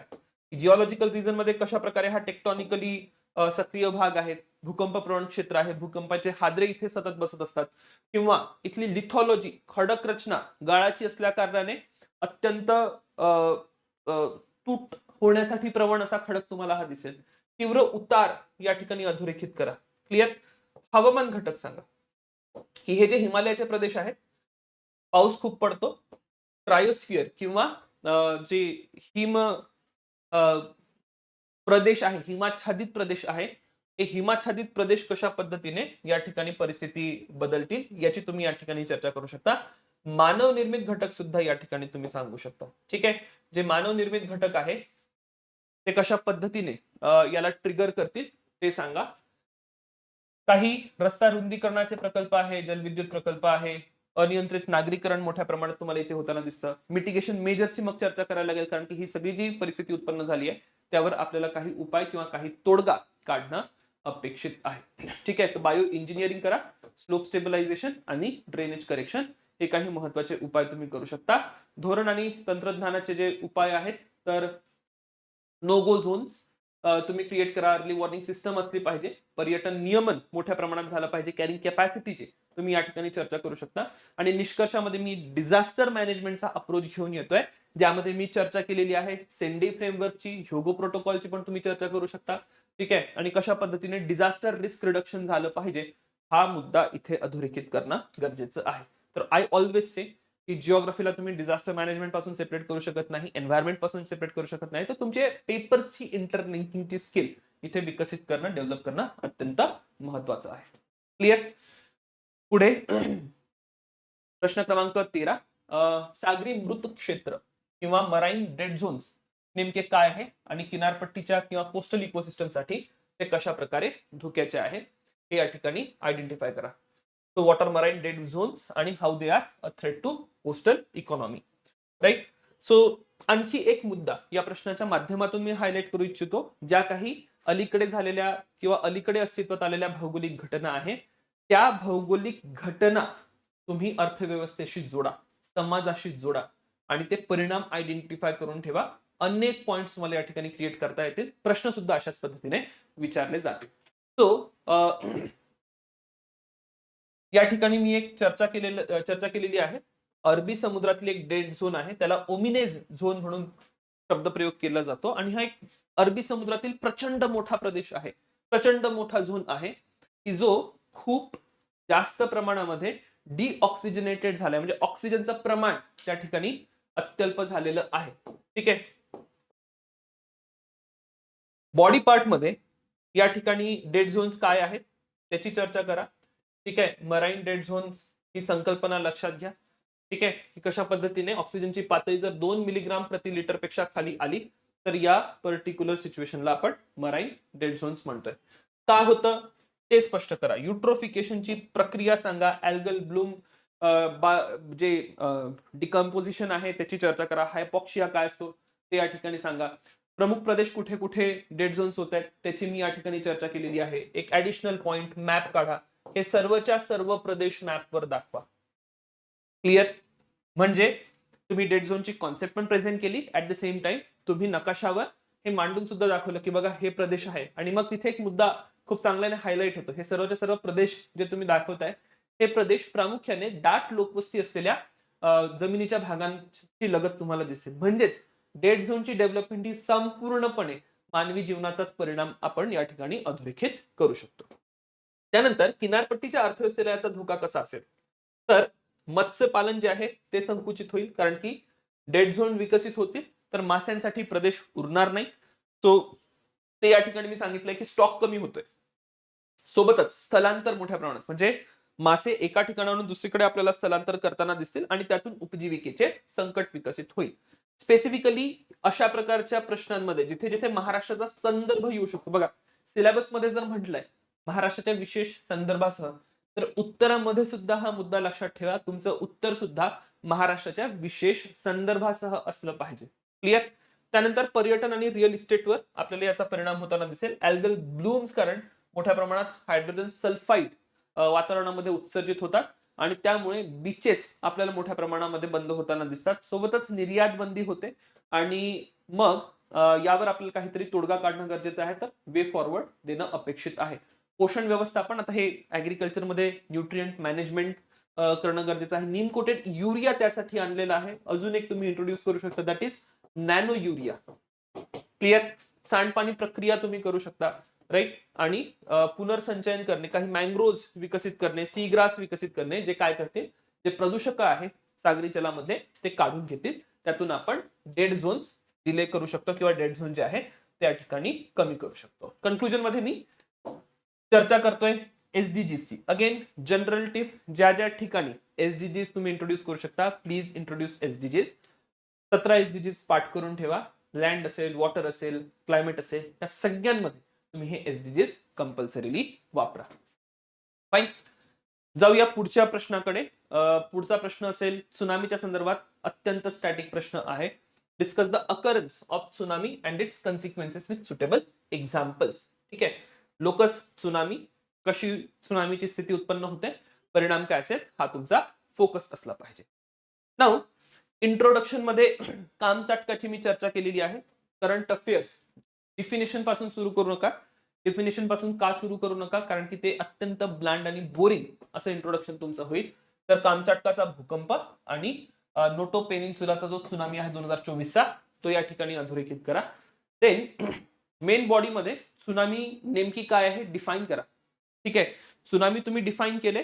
फर्दर या ठिकाणी सांगा की ही त्सुनामीची घटना कशी होते, आणि मग त्सुनामीच्या घटनेसाठी मी संदर्भ देतोय की कशा पद्धतीने सागराच्या तळाला काही भूकंप होतील आणि हे सागराच्या तळाला होणारे जे भूकंप आहे त्या भूकंपांकारण आपल्याला त्सुनामीच्या घटना होताना दिसतात.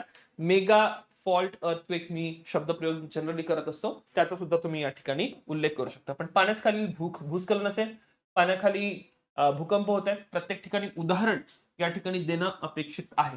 क्लिअर? डायग्राम ड्रॉ करा. ठीक आहे. डायग्राम मध्ये दाखवता आलं पाहिजे की कशा पद्धतीने या भूपट्ट जे आहेत भूपट्ट बेंड झाले, आणि दुसऱ्या डायग्राम मध्ये दाखवा की हा भूपट्ट वर आलेला आहे आणि या ठिकाणी पाण्याच्या लाटा विकसित झालेल्या आहेत. राईट? तर मी सांगितलंय त्सुनामी नेमके कसे विकसित होतात. त्यानंतर सांगा याचे परिणाम काय असेल. परिणामांमध्ये पुन्हा मी गट केलेले आहेत. भूभौतिकीय परिणाम, किनारपट्टीमध्ये बदल होऊ शकतो. पृथ्वीच्या फिरण्यावर आपल्याला या ठिकाणी परिणाम होताना दिसू शकतो. सोबतच खूप सारा भाग पाण्याखाली आपल्याला जाताना दिसतो. पर्यावरणीय परिणामांमध्ये क्षारीकरण होतं, कारण की त्सुनामीच्या लाटा जेव्हा अंतर्गत प्रदेशांमध्ये शिरतात, त्या अंतर्गत प्रदेशांमध्ये शिरल्यानंतर समुद्राचं पाणी किनारपट्टीमध्ये शिरतं आणि त्यातून मोठ्या प्रमाणात सॅलिनायझेशन किंवा क्षारीकरण आपल्याला होताना दिसेल. भौतिक नुकसान सुद्धा होतं. खारफुटी डॅमेज होऊ शकतात, प्रवाळ खडक या ठिकाणी नाश होऊ शकतो, किंवा जमिनीचे भाग खचून पाण्यामध्ये वाहून जाऊ शकतात. आर्थिक नुकसानाबद्दल सुद्धा तुम्ही चर्चा करू शकतात. ऑलरेडी एक्झाम्पल्स आहेत आपल्याजवळ की काय काय आर्थिक नुकसान होऊ शकतं. सामाजिक परिणाम आहेत आणि मोस्ट इम्पॉर्टंट एक टिप या ठिकाणी देतो. अर्धा मार्क तुमचा कुठे वाढतोय? जेव्हा जेव्हा कोणत्याही डिझास्टरची तुम्ही चर्चा कराल, आयडेंटिफाय करा की त्याचा सायकोलॉजिकल इफेक्ट काय आहे. ठीक आहे, कारण की शास्त्रीय परिणामाची चर्चा मागच्या काही दिवसांमध्ये मोठ्या प्रमाणात होऊ लागली आहे. राईट, कुठलंही वॉर असेल किंवा कुठलीही आपत्ती असेल, सगळे मुद्दे फुलफिल केले जातात, पण हा जो मानसशास्त्रीय मुद्दा आहे तो आपल्याला फुलफिल होताना दिसत नाही. अलीकडच्या कालावधीमध्ये ही मानसशास्त्रीय गरज सुद्धा मोठ्या प्रमाणात आपल्याला सर्वांची दिसून येते. तर म्हणून मानसिक परिणाम काय असतील, सर्व्हायव्हर्स गिल्ट असेल, post traumatic stress disorder PTSD ज्याला म्हटलं जातं, ती सिच्युएशन असेल, या सर्वांचा तुम्ही या ठिकाणी उल्लेख करणं अपेक्षित आहे. पुढील मार्ग काय आहे ते या ठिकाणी लक्षात घ्या की काय काय आपण करू शकतो. डार्ट सारखी प्रणाली आपण डेव्हलप करू शकतो. इनकॉइजने मोठ्या प्रमाणात एक नेटवर्क सुनामीच्या अर्ली वॉर्निंग साठी दिलेलं आहे. बायोशिल्ड्सची तुम्ही चर्चा करू शकता. सुनामी टॉवर्स या ठिकाणी इंट्रोड्यूस केले जाऊ शकतात. So on and so fourth. ठीक आहे, मी आणखी एक इंटरेस्टिंग एलिमेंट इथे इंट्रोड्यूस केलाय. 1 more हाफ मार्क. तुमची टेक्नॉलॉजी कितीही महत्वाची असेल तरी ट्रेडिशनल इकॉलॉजिकल नॉलेज हेही तितकंच महत्वाचं आहे. जारवा जमातीचा जो अनुभव होता की त्यांना एक पारंपरिक पर्यावरणीय ज्ञान होतं आणि जसं त्यांनी समुद्राची पातळी खालावताना बघितली, त्यांनी उंचावरील जागा शोधली. त्यांना माहिती होतं की आता त्सुनामीच्या लाटा येणार आहे. जेव्हा की भारतीय पर्यटक किंवा इतर पर्यटक जे होते अंदमान निकोबारमध्ये ते तो खुला झालेला समुद्र किंवा उघडा झालेला समुद्र बघायला गेले. सो हा सुद्धा एक अत्यंत महत्वाचा मुद्दा. जिथे जिथे डिझास्टर मॅनेजमेंट मध्ये ट्रेडिशनल नॉलेजची चर्चा केली जाऊ शकते, तिथे तुम्ही ही चर्चा करणं अपेक्षित आहे.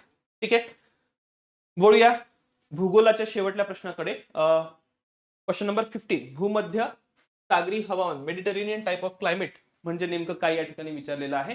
त्याच्या निर्मितीसाठी घटक, परिस्थिती कोणती कारणीभूत आहे आणि त्याचा आर्थिक महत्व सांगायचं. क्लिअर? सो इंट्रोडक्शन मध्ये नेमकी काय कंडिशन असते मेडिटेरेनियन टाइप ऑफ क्लायमेट मध्ये, तिथे मी इंट्रोड्यूस केलंय की हे कसे प्रदेश आहेत. विंटर टाइम रेन आणि समर टाइम ड्रॉट. जगाच्या पाठीवर पाऊस पडतो तो उन्हाळ्यामध्ये. ठीक आहे, आणि हा एकमेव प्रदेश तुम्हाला दिसेल मेडिटेरेनियन टाइप ऑफ क्लायमेट जिथे आपण हिवाळ्यामध्ये पाऊस पडताना बघतो. तर म्हणून इंट्रोडक्शन मध्येच ते वैशिष्ट्य मी या ठिकाणी स्पष्ट केलेलं आहे. सोबतच याचा जो अक्षांशीय विस्तार आहे तो अक्षांशीय विस्तार सुद्धा मी या ठिकाणी आयडेंटिफाय केलाय.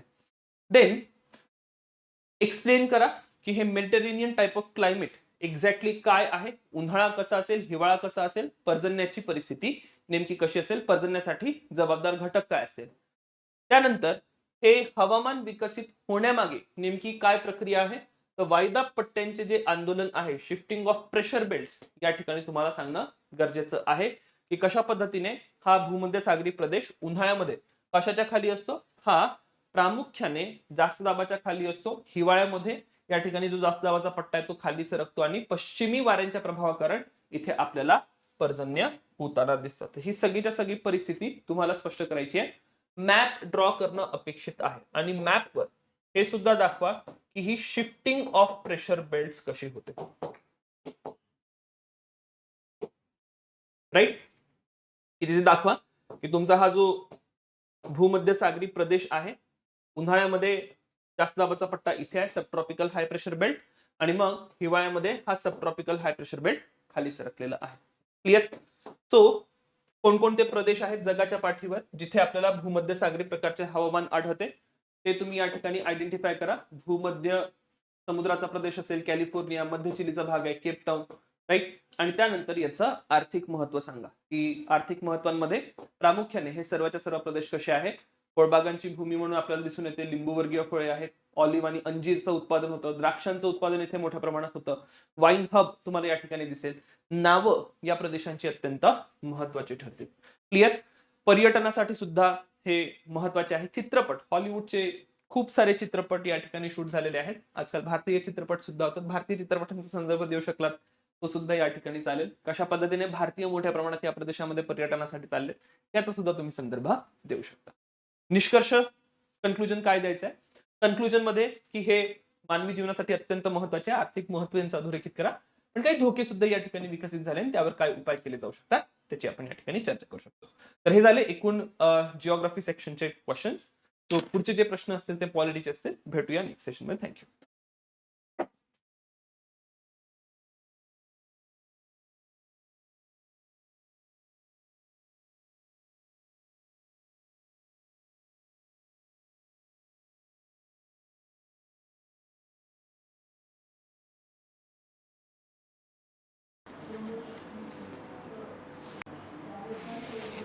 Welcome students.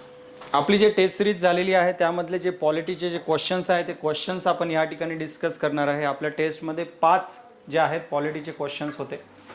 त्या पॉलिटिकलचे क्वेश्चन सॉल्व करताना एक तुमचा अप्रोच कसा असायला पाहिजे त्या अप्रोचवर आपण या ठिकाणी डिस्कशन करणार आहे. ओके, आपण क्वेश्चन समजून घेऊ, त्याची डिमांड समजून घेऊ, कोणत्या गोष्टी त्या ठिकाणी आन्सरमध्ये असणे अपेक्षित होते ते सुद्धा आपण इथे समजून घेणार आहोत. चला एक एक क्वेश्चन जो आहे तो आपल्याला समजून घ्यायचा आहे. ऑलरेडी जिओग्राफीचे क्वेश्चन्स तुम्ही समजून घेतलेलेच आहेत. आता फक्त आपल्याला पॉलिटीचे क्वेश्चन्स त्या टेस्टमधले समजून घ्यायचे आहेत. चला एक क्वेश्चन समजून घेऊया. ओके, चला फर्स्ट क्वेश्चन काय म्हणतोय. फर्स्ट क्वेश्चन ट्रिब्युनलचा क्वेश्चन आहे, न्यायाधिकरणाचा प्रश्न होता. ओके, काय प्रश्न होता फर्स्ट क्वेश्चन पहा. Tribunals are important to increase the accessibility of the justice but it faces several challenges in its implementation. Discuss. न्याय प्रवेश वाढवण्यासाठी न्यायाधिकरणे महत्त्वाची आहेत पण त्यांच्या अंमलबजावणीत अनेक अडचणी येत आहेत. या ठिकाणी तुम्हाला पर्टिक्युलरली 2 गोष्टी क्वेश्चनमध्ये विचारल्या होत्या ज्याच्यावर तुम्हाला फोकस करायचा होता. न्यायाधिकरणाच्या बाबतीमध्ये होता, तुम्हाला विचारलं होतं महत्त्व सांगा न्यायाधिकरणांचं. ओके, न्यायाधिकरणाचं महत्त्व सांगायचं होतं आणि त्यानंतर अडचणी कोणत्या आहेत न्यायाधिकरणांच्या अंमलबजावणीमध्ये ते सुद्धा तुम्हाला सांगायचं होतं. तर तुम्हाला काय काय महत्त्व आणि अडचणी या गोष्टी तुम्हाला एक्सप्लेन करायच्या होत्या. परंतु आता इथे लक्षात घ्या, जर तुम्ही अडचणी सांगणार तर ऑफकोर्स तुम्हाला उपाययोजना सांगणे अपेक्षित होता. हा 15 मार्काचा क्वेश्चन होता, त्यामुळे 3 हेडिंग या क्वेश्चन मध्ये बनू शकतात. त्यामुळे इथे फक्त महत्त्व आणि अडचणी न सांगता उपाययोजना सुद्धा सांगावे. ओके, आणि अशा 3 हेडिंग बनवून प्रत्येक हेडिंगच्या खाली 5 पॉईंट जरी लिहिले तरी सफिशियंट आहे. चांगल्या प्रकारचं तुमचं उत्तर बनू शकते. सुरुवातीला इंट्रोडक्शन लिहिणे अपेक्षित होतं. इंट्रोडक्शन मध्ये आपण हे लिहू शकतो की जे संविधानामध्ये कलम 323 अ मध्ये आणि 323 ब, 323 ए आणि 323 बी मध्ये आपल्याला हे दिसून येते. ओके, हे जे न्यायाधिकरणाची आपल्याला तत्वे दिसून येतात. 1976 ला ही घटना दुरुस्ती केली होती. 42वी घटना दुरुस्ती होती. 42व्या घटना दुरुस्तीद्वारे कलम 323 अ आणि कलम 323 ब आपल्याला संविधानामध्ये दिसून येते. न्यायाधिकरणाचं काय महत्व आहे. मग पहिले आपल्याला महत्व लिहिणे अपेक्षित होतं. या ठिकाणी महत्व देण्यात आलेलं आहे. न्यायाधिकरणाचं काय महत्व आपल्याला माहिती आहे. न्यायाधिकरण कशासाठी असतात. लोकांना जलद न्याय देण्यासाठी एक तज्ञ संस्था आहेत त्या, राईट, ज्या संस्थेमध्ये तज्ञ लोक असतात. मग त्यांचं काय महत्व आहे इथे महत्व दिलेलं आहे. न्यायालयाचा भार कमी करायचा आहे. कारण केसेस न्यायाधिकरणाकडे जर गेले तर मेन न्यायालयामध्ये जाणार नाही, मग ऑटोमॅटिकली यांचा भार कमी होऊन जाईल, पैसा वाचेल, कॉस्ट कमी होऊन जाईल. जो व्यक्ती केस करतोय त्याचा कॉस्ट कमी होते, त्याला वेळ कमी लागतो. या ठिकाणी असे टिपिकल लॉयर वगैरे ठेवण्याची गरज नाही, त्यामुळे खर्चही वाचतो, लवकरात लवकर न्याय सुद्धा मिळतो. तज्ञ लोक यामध्ये सदस्य असतात, त्यामुळे तज्ञ लोकांकडून चांगल्या प्रकारचा न्याय मिळण्याची या ठिकाणी तुम्हाला गॅरंटी मिळते, राईट. त्यामुळे याचं ऑफकोर्स महत्व आहे. केंद्र आणि राज्य सरकार दोन्हीकडे आपल्याला न्यायाधिकरण दिसतात. केंद्राचं प्रशासकीय न्यायाधिकरण, राज्य प्रशासकीय न्यायाधिकरण दिसते. कलम 323 ब च्या अंतर्गत इतर न्यायाधिकरण आपल्याला दिसतात, ज्यामध्ये निवडणुकीचं न्यायाधिकरण असतील, पर्यावरणाचं न्यायाधिकरण असतील. त्यामुळे वेगवेगळ्या ज्या समस्या आहेत त्या वेगवेगळ्या समस्यांच्या बाबतीमध्ये चांगल्या प्रकारे न्याय मिळण्यामध्ये न्यायाधिकरणाला ऑफकोर्स महत्व असतो. त्यामुळे लोकांपर्यंत न्यायाची सहजता वाढवून सामाजिक न्याय सुनिश्चित करणे आणि आर्थिक विकासाला चालना देणे हे आपल्याला न्यायाधिकरणाचा फायदा दिसून येतो. परंतु क्वेश्चन मध्ये फक्त तुम्हाला फायदे विचारलेले आहेत का? नाही. क्वेश्चन मध्ये तुम्हाला अंमलबजावणीमधील आव्हाने सुद्धा विचारलेली आहेत. त्यामुळे तुम्हाला इथे आव्हाने सुद्धा माहित पाहिजे. चला आव्हाने समजून घेऊया. अंमलबजावणीमध्ये आपल्याला कोणकोणते आव्हाने दिसून येतात. न्यायाधिकरणांमध्ये सदस्य कर्मचारी भरतीची उणीव, परिणामी प्रकरणे लटकणे आणि रिक्त जागा 40% पर्यंत. आपल्याला माहित आहे न्यायाधिकरणांमध्ये सदस्यांची कमी आहे, कर्मचाऱ्यांची उणीव, जागा व्यवस्थित भरल्या जात नाहीये. जर कर्मचारीच नसतील, सदस्यच नसतील तर चांगल्या प्रकारे न्यायाधिकरण काम कसं करेल. आणि कमी म्हणजे किती, जवळजवळ 40% आपल्याला न्यायाधिकरणांमध्ये जागा दिसून येतात. तो एक मोठा प्रॉब्लेम येतो. न्यायाधिकरणांमध्ये म्हणतात तुम्ही एक्सपर्ट लोक आहेत, चला चांगली गोष्ट आहे, परंतु न्याय देण्याच्या बाबतीमध्ये प्रशिक्षण आहे का त्या एक्सपर्ट लोकांना? जरुरी नाहीये की त्यांना ते न्याय देण्याच्या बाबतीमध्ये प्रशिक्षण असेल. तिथे सुद्धा न्यायाधिकरण चांगलाच न्याय देईल याची गॅरंटी नाही. तो सुद्धा आपल्याला न्यायाधिकरणामध्ये दिसून आलेला प्रॉब्लेम येतो. तिसरा प्रॉब्लेम, सरकारचं जे अस्तित्व आहे न्यायाधिकरणामध्ये ते थोडंसं जास्त दिसते. जो हस्तक्षेप आहे तो थोडासा जास्त दिसतो. कारण न्यायाधिकरणाचे सदस्य कोण निवडून दिलेले, त्यांची निवड कोण केलेली असते? सरकारने निवड केलेली असते. सरकार आपल्या मर्जीतले पण निवडून करू शकते. मग काय फायदा न्यायाधिकरणाचा? सरकार आपल्या मर्जीतले लोक जर निवडत असतील, स्वतः सरकार हस्तक्षेप करू शकते. न्यायाधिकरणामध्ये अजून एक प्रॉब्लेम असा आहे की त्या ठिकाणी फेवरेटिझम, नेपोटिझम खूप जास्त चालू शकते. लोकांना फेवर करणे. कारण समजा मी माझ्या वरिष्ठ अधिकाऱ्याच्या अगेन्स्ट जर केस टाकलेली आहे, आता ज्या वरिष्ठ अधिकाऱ्याच्या अगेन्स्ट मी केस टाकली आहे, समजा न्यायाधिकरणाच्या सदस्यांपर्यंत जर त्याची ओळख जर असेल तर होऊ शकते त्याचे कलिग असतील, त्याचे सिनियर असतील, जे न्यायाधिकरणामध्ये जे सदस्य बसलेले आहे न्याय देण्यासाठी, तर ते त्यालाच डेफिनेटली फेवर करणार, ते मला फेवर करणार नाही.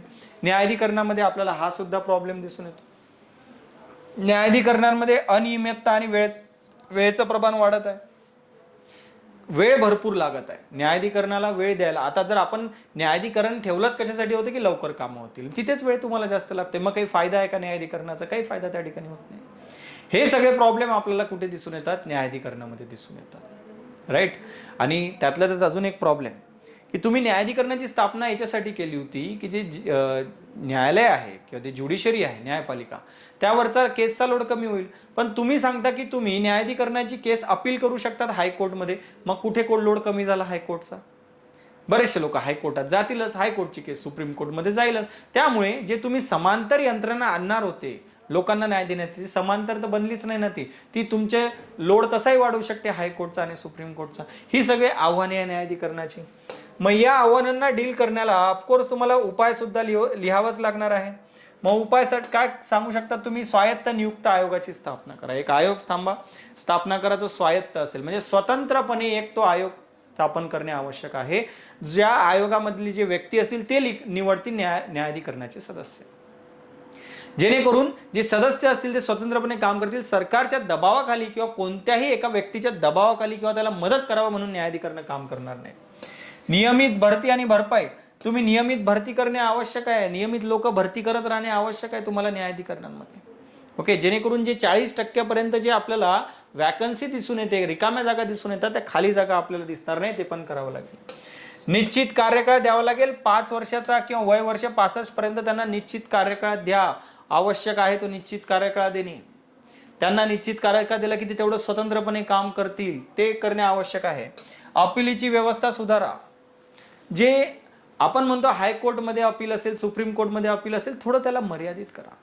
तुम्ही एक अपीलीय न्यायाधिकरणाची स्थापना करून टाका. म्हणजे न्यायाधिकरणाची अपील त्या अपीलीय न्यायाधिकरणामध्ये, म्हणजे तिथे प्रॉब्लेम सॉल्व्ह होऊन जाईल.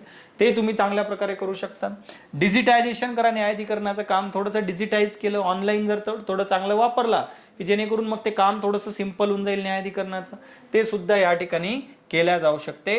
अशा प्रकारे तुम्हाला उत्तर लिहिणे अपेक्षित होतं परिपूर्णपणे.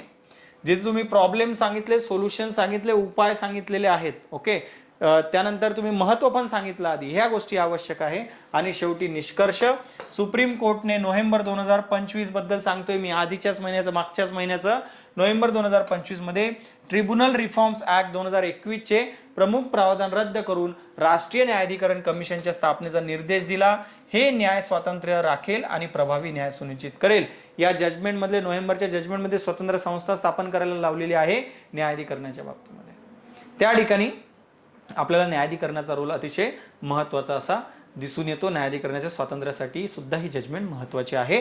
ते तुम्ही आपण हे निष्कर्षामध्ये लिहिलंय की करंट अफेअरचा सुद्धा मुद्दा इथे आपल्याला डील झालेला दिसून येतो. त्यानंतर नेक्स्ट क्वेश्चन पहा. Why reforms in National Human Rights Commission are important, also suggest measure in this regard. राष्ट्रीय मानवाधिकार आयोगामध्ये सुधारणा करणे का आवश्यक आहे या संदर्भात उपाय सुचवा. एक 6-7 उपाय सुचवायचे आहेत तुम्हाला. 7 एक उपाय. पहिले प्रॉब्लेम सांगा, म्हणजे काय. सुधारणा करणे का आवश्यक आहे म्हणजे काय, तुम्हाला समस्या सांगायच्या आहेत, तेव्हाच समस्या म्हणून सुधारणा करायची आहे ना. आणि त्यानंतर तुम्हाला काय सांगायचे आहेत, कोणत्या उपाय या ठिकाणी करायचा. आपल्या ज्या असंविधानिक संस्था ज्या आहेत तिथून हा प्रश्न आलेला आहे. आणि लिहायचं कशाबद्दल आहे, मानवाधिकार आयोगाबद्दल. लोकस आपला काय आहे, लोकस फोकस आपण पाहतोय पहिल्यापासून, याच्या आधीच्या टेस्टमध्ये पण सांगितलं. लोकस म्हणजे सिलेबसच्या कोणत्या पार्टमधून आला, असंविधानिक संस्था. फोकस म्हणजे तुम्ही कोणत्या गोष्टीबद्दल लिहिणार आहे, मानवाधिकार आयोगाबद्दल सुधारणा का आवश्यक आहेत आणि उपाय तुम्ही लिहित आहे, तेच आपल्याला या ठिकाणी सांगायचं आहे. इथे पहा, प्रस्तावना परिचयमध्ये आपल्याला माहित आहे मानवाधिकार आयोग आहे. मानवाधिकार आयोगाचा जो कायदा आहे त्या कायद्याच्या अंतर्गत त्याची स्थापना झालेली आहे. कलम 19 मध्ये जे हक्कांचं संरक्षण म्हणून सांगितलेलं आहे त्या कलम 19च्या हक्काच्या संरक्षणाची पूर्तता आपल्याला मानवाधिकार आयोगामध्ये दिसून येते. मग आता सुधारणा का आवश्यक आहे, तर तुम्हाला त्या ठिकाणी वेगवेगळ्या समस्या सांगाव्या लागतील का सुधारणा आवश्यक आहे. पहिलं, मानवाधिकार आयोग जो आहे सल्लागार स्वरूपाचा, माहित आहे आपल्याला, फक्त सल्ला देतो मानवाधिकार आयोग, सल्लागार स्वरूपाचा आहे, तो प्रॉब्लेम आहे. त्यानंतर फक्त 1 वर्षापर्यंतच अपील करू शकता तुम्ही मानवाधिकार आयोगाची, 1 वर्ष आधीपर्यंत झालेल्या केसेसची, तो प्रॉब्लेम. त्यानंतर आपल्या सिक्रेट सर्व्हिसेस जे असतात किंवा आर्म फोर्सेस, ओके, त्यांच्याबद्दल त्यांनी काही मानवाधिकाराचं उल्लंघन केलेलं असेल सशस्त्र दलांकडून, तर त्याची चौकशी मानवाधिकार आयोग करू शकत नाही, तो पण एक प्रॉब्लेम आहे. मानवाधिकार आयोगाकडे संसाधने नाहीत, स्वतःची चौकशी करण्याची स्वतःची संसाधने असायला पाहिजे, ते आपल्याला दिसत नाही. सरकारचा हस्तक्षेप मानवाधिकार आयोगामध्ये दिसतो, कारण मानवाधिकार आयोगामधले जे सदस्य आहेत त्यांचे पगार भत्ते कोण ठरवते, सगळं सरकार ठरवते, तो हस्तक्षेप सुद्धा आपल्याला दिसून येतो. ठीक आहे. तज्ज्ञांची कमतरता आहे, तंत्रज्ञानाची कमतरता आपल्याला मानवाधिकार आयोगामध्ये दिसते, त्यामुळे ते चांगल्या प्रकारे काम करू शकत नाही. मग आता ह्या ज्या समस्या आहे या समस्याला तुम्हाला डील करावं लागेल, त्याला तुम्हाला सोल्युशन द्यावं लागेल. त्याच आपल्याला या ठिकाणी उपाययोजना दिलेल्या आहेत, ज्या उपाययोजना करणे आपल्याला आवश्यक आहे. जसं की मानवाधिकार आयोगाच्या ज्या शिफारसी आहे त्याला बंधनकारक करणे भरपूर आवश्यक आहे. जोपर्यंत त्या शिफारसी बंधनकारक होणार नाही तोपर्यंत मानवाधिकार आयोग चांगल्या प्रकारे काम करू शकणार नाही. त्यामुळे पहिले त्यांना बंधनकारक करा. त्यानंतर त्याची तपासणीची क्षमता वाढवा, विशेषतः स्त्रियांच्या बाबतीतले तपास, मुलांच्या बाबतीतले तपास, दुर्बल घटकांच्या बाबतीतले तपास, त्याची क्षमता वाढवली पाहिजे. त्याला संसाधन द्या, स्वतःची तपासणी करण्याची त्याची स्वतंत्र यंत्रणा असायला पाहिजे. त्याला डिपेंड राहणे आवश्यक नाहीये की पोलीस करतील तेव्हाच, नाही, स्वतःची यंत्रणा त्याच्याकडे असायला पाहिजे. चांगले संसाधने, मानवाधिकार आयोगाकडे चांगली संसाधने असणे आवश्यक आहे. ज्या केसेस मानवाधिकार आयोगाकडे येतात त्या 1 वर्षाच्या आधी घडलेल्या पाहिजे असं कंपल्सरी नसावं. तो जरा कार्यकाळ वाढवा, 8-10 वर्षाचा कार्यकाळ करा, जेणेकरून भरपूर केसेस मानवाधिकार आयोगाकडे येतील.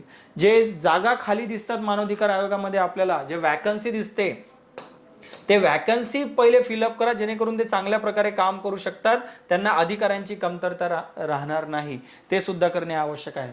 त्यांना चांगल्या प्रकारे ट्रेनिंग द्या, प्रशिक्षण द्या, जेणेकरून चांगली चौकशी करू शकतात आणि चांगल्या प्रकारे ते न्याय लोकांना देऊ शकतात. लोकांना शिक्षा देण्याचा अधिकार द्या, दंडात्मक कारवाईचा अधिकार तुम्ही न्यायाधिकाऱ्यांना द्यायला पाहिजे, मानवाधिकार आयोगाला द्यायला पाहिजे, आवश्यक आहे. जेणेकरून ती भीती राहील की मानवाधिकार आयोग माझी चौकशी करेल आणि मला शिक्षा सुद्धा देईल, तो अधिकार त्याला देणे आवश्यक आहे. त्याऐवजी जनजागृती, त्याच्यासोबतच जनजागृती वाढवणे सुद्धा खूप जास्त आवश्यक आहे. लोकांमध्ये मानवाधिकार आयोगाबद्दल जनजागृती असेल तर लोक मानवाधिकार आयोगाकडे जातील. या सगळ्या गोष्टी करणे आवश्यक आहे. या ठिकाणी 7 ते 8 पॉइंट पण तुम्ही लिहू शकतात समस्यांचे, की का सुधारणा आवश्यक आहे, आणि सुधारणा सुद्धा 7-8 पॉइंट लिहू शकतात. आपण एवढे पॉइंट्स या ठिकाणी पाहिलेले आहे. यासोबतच मग तुम्हाला कन्क्लुजन सुद्धा लिहावं लागेल, की ते कन्क्लुजन आपण दिलेलं आहे. पहा, आगामी काळामध्ये जे मानवाधिकार जी भूमिका आहे आयोगाची ती अधिक चांगली करण्यासाठी पॅरिस प्रिन्सिपल प्रमाणे आयोगाची स्वतंत्रता, पारदर्शकता आणि सहभागी नियुक्ती यांवर भर देणे. पॅरिस प्रिन्सिपल आहेत मानवाधिकाराच्या बाबतीमध्ये, त्याच्यामध्ये बऱ्याचशा तरतुदी सांगितलेल्या आहेत, त्या तरतुदी लागू करणे आवश्यक आहे. सर्वोच्च न्यायालयाच्या काही निर्णयांमध्ये सुद्धा मानवाधिकारांची जे आयोग आहे मानवाधिकार आयोग त्याचे हक्क वाढवणे, त्यांना दंडात्मक कारवाई करण्याची त्यांना अधिकार देणे याबद्दल सुद्धा बोललेलं आहे, त्या सुद्धा करणे आवश्यक आहे. त्यामुळे मानवाधिकाराचे संरक्षण करणारे खरे रक्षक म्हणून आपला मानवाधिकार आयोग सिद्ध होईल जर या सगळ्या तरतुदी, या सगळ्या सुधारणा जर आपण केल्या, तर हे आपल्याला कन्क्लुजन मध्ये लिहिणे अपेक्षित होते. ओके, पहा किती महत्वाच्या गोष्टी आपण इथे समजून घेतोय. त्यानंतर तिसरा प्रश्न, रिप्रेझेंटेशन ऑफ पीपल ऍक्ट, लोकप्रतिनिधी कायद्यावर आपल्याला हा तिसरा प्रश्न होता. आपल्या सिलेबस मध्ये आहे पहा लोकप्रतिनिधी कायदा, मेनच्या सिलेबस मध्येच दिलेला आहे, त्यावर आलेला प्रश्न आहे. काय म्हटलेलं आहे प्रश्नांमध्ये, write a note on a corrupt practices under Representation of People Act 1951 are provisions mention under this act to prevent such current practices are enough. काय म्हटलंय, लोकप्रतिनिधी कायदा जो 1951च्या अंतर्गत भ्रष्ट आचरण याविषयी थोडक्यात लिहा. म्हणजे भ्रष्ट आचरण म्हणजे काय असते, लोकप्रतिनिधी कायद्यामध्ये इलेक्शनमध्ये कोणत्या गोष्टीला तुम्ही भ्रष्ट आचरण म्हणू शकता त्याची एक लिस्ट आपल्याला दिलेली दिसते, त्याबद्दल इथे थोडक्यात लिहा म्हणून सांगितलेलं आहे. या कायद्यातील तरतुदी सध्याच्या भ्रष्ट निवडणूक पद्धती रोखण्यासाठी पुरेशा आहेत का ते पण विचारलेलं आहे. आता तसं पाहिलं तर पुरेशा नाहीत. ओके, कारण भरपूर प्रॉब्लेम आहे, तेच आपल्याला या ठिकाणी लिहायचे आहेत. जर पुरेशा असत्या तर आज आपल्या इलेक्शनमध्ये भ्रष्ट आचरण नसतंच, राईट. ते आहे कारण लोकप्रतिनिधी कायद्यामधल्या ज्या तरतुदी आहेत त्या पुरेशा नाहीत. ते का नाहीत ते पण आपल्याला लिहायचं आणि त्यानंतर त्याच्या उपाययोजना पण लिहायच्या. त्यामुळे आपल्याला 3 गोष्टींबद्दल इथे स्पेसिफिक लिहायचं आहे. भ्रष्ट आचरण म्हणजे काय सांगितलेलं आहे ते लिहायचं आहे. का आपण म्हणतो की 1919चा कायदा जो आहे पुरेसा नाहीये भ्रष्ट आचरण रोखण्यासाठी आणि कसा त्याला पुरेसा करू शकतो आपण, त्या उपाययोजना, ह्या सगळ्या गोष्टी आपल्याला लिहायच्या आहेत. 3 हेडिंग आपल्या या आन्सर मध्ये बनतात. या ठिकाणी इंट्रोडक्शन मध्ये लोकप्रतिनिधी कायद्याबद्दल दिलेला 1951च्या तिथे त्यामध्ये सांगितलेलं आहे की याच कायद्याच्या कलम 103 अंतर्गत भ्रष्ट प्रथा म्हणजे काय किंवा भ्रष्ट आचरण म्हणजे काय त्याची आपल्याला एक पूर्ण लिस्ट दिसून येते. आणि त्या बाबतीमध्ये जे निर्णय घेण्याचा अधिकार आपल्याला निवडणूक आयोगाला दिलेला दिसतो. भारतीय संविधानाच्या सुद्धा कलम 326च्या अंतर्गत स्वतंत्र आणि निष्पक्ष निवडणुकीचा अधिकार आपण निवडणूक आयोगाला दिसतो. कलम 326 आणि 324 सुद्धा आहे, ज्याच्यामध्ये आपण निवडणूक आयोगाला भरपूर आपले हे अधिकार देत असतो. चला, भ्रष्ट आचरणाचे प्रकार आपण दिलेले आहे की भ्रष्ट आचरण म्हणजे काय. जसं की निवडणुकीमध्ये लाच देणे, एखाद्याला आपल्या स्वतःच्या फेवरमध्ये निवडणूक करून घेण्यासाठी एखाद्याला लाच देणे हे सुद्धा भ्रष्ट आचरण आहे.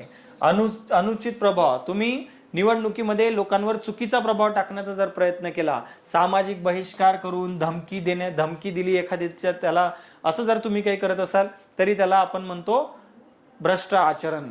खोटी माहिती जर तुम्ही दिली असेल की एखाद्या उमेदवाराबद्दल खोटं बोलणे, त्याच्या व्यक्तिमत्वाबद्दल खोटं बोलणे, एखाद्या उमेदवाराचा अपमान करणे, अशा जर गोष्टी केलेल्या असतील तरी सुद्धा त्याला भ्रष्ट आचरणच म्हटलं जाते. सामुदायिक द्वेष, तुम्ही धर्म, जात, भाषा, प्रांत या गोष्टीवर द्वेष जरी पसरला असेल तरी त्याला भ्रष्ट आचरण म्हटलं जाते. बाकी मतपेटी फोडणे, खोटे मतपत्रे छापणे, निवडणूक खर्च न दाखवणे, अशा गोष्टी करणे सुद्धा भ्रष्ट आचरण मध्ये येतात.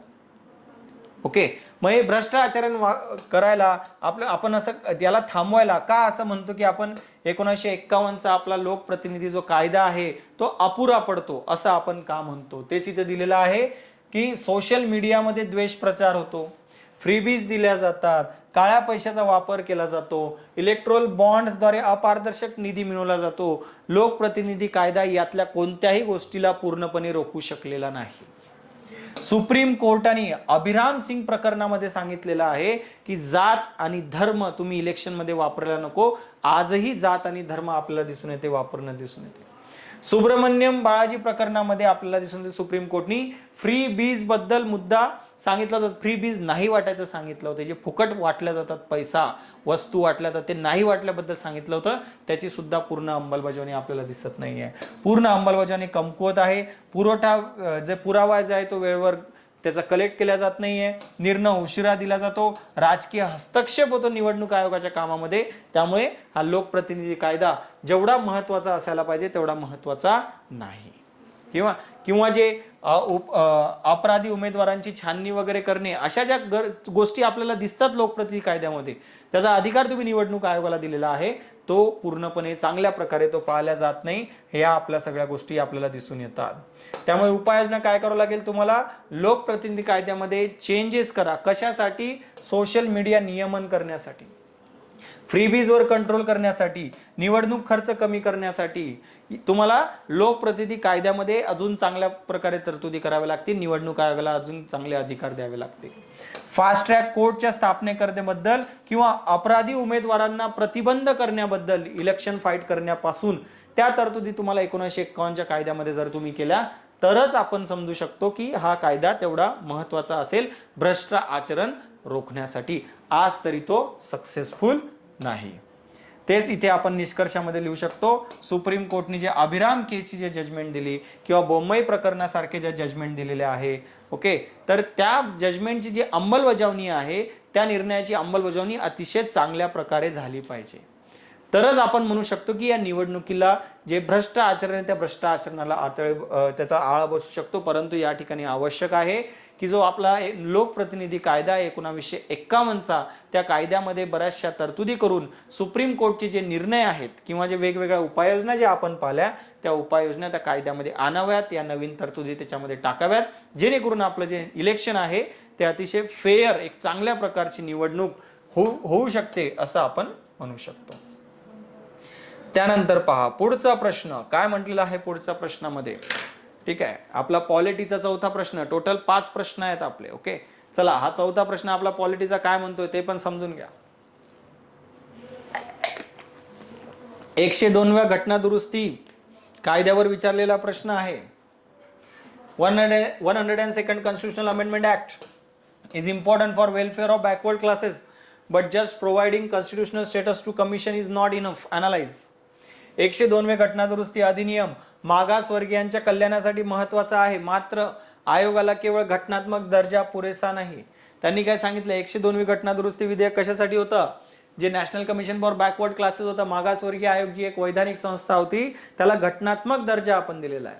परंतु या क्वेश्चनचं म्हणणं काय आहे की बाबा महत्वाचं आहे, ते महत्व तर लिहावंच लागणार आहे, परंतु घटनात्मक दर्जा देणे पुरेसं नाही. म्हणजे घटनात्मक दर्जा देऊनही ती ऑर्गनायझेशन काही स्ट्रॉंग झाली आहे असं नाही.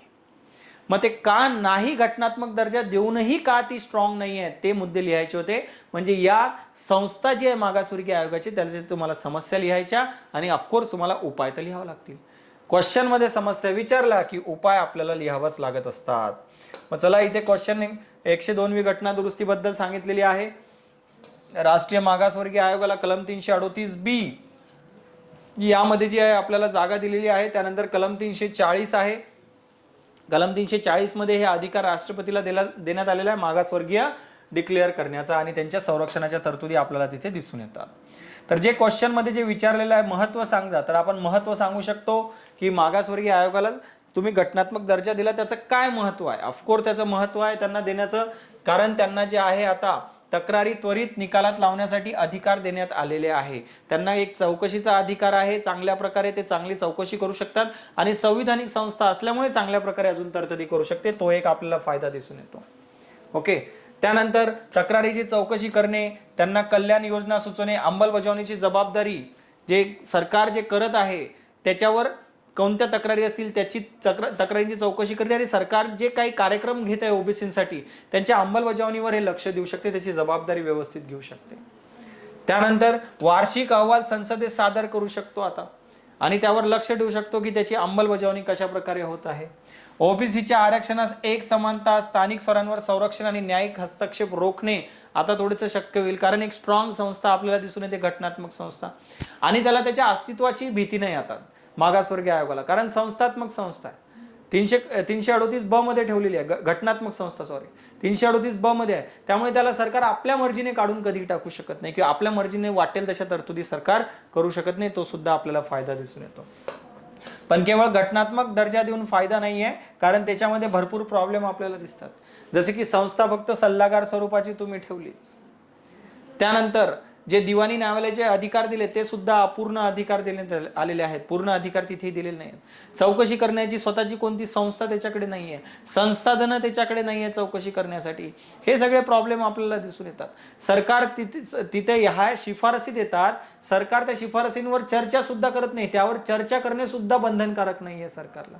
मग काय फायदा आहे या सगळ्या शिफारसी देण्याचा, राईट? सिव्हिल कोर्ट जे तुम्ही शिक्षा दिवाणी न्यायालयाचे जे त्यांना अधिकार देण्यात आलेला आहे, बराच वेळ तो त्याची अंमलबजावणी सुद्धा होत नाही दिवाणी न्यायालयाच्या अंडर जे कोणते त्यांनी निर्णय दिले असतील, आणि प्रक्रिया सुद्धा अतिशय जटिल आहे दिवाणी न्यायालयाची. त्यामुळे हे जे घटनात्मक दर्जा आहे तो देऊन सुद्धा खूप काही फरक पडला असं होत नाही. त्याला जर तुम्हाला अजून स्ट्रॉंग करायचं असेल तर त्याची जी शिफारसी आहे पहिले त्याला कायदेशीर बंधनकारक करा.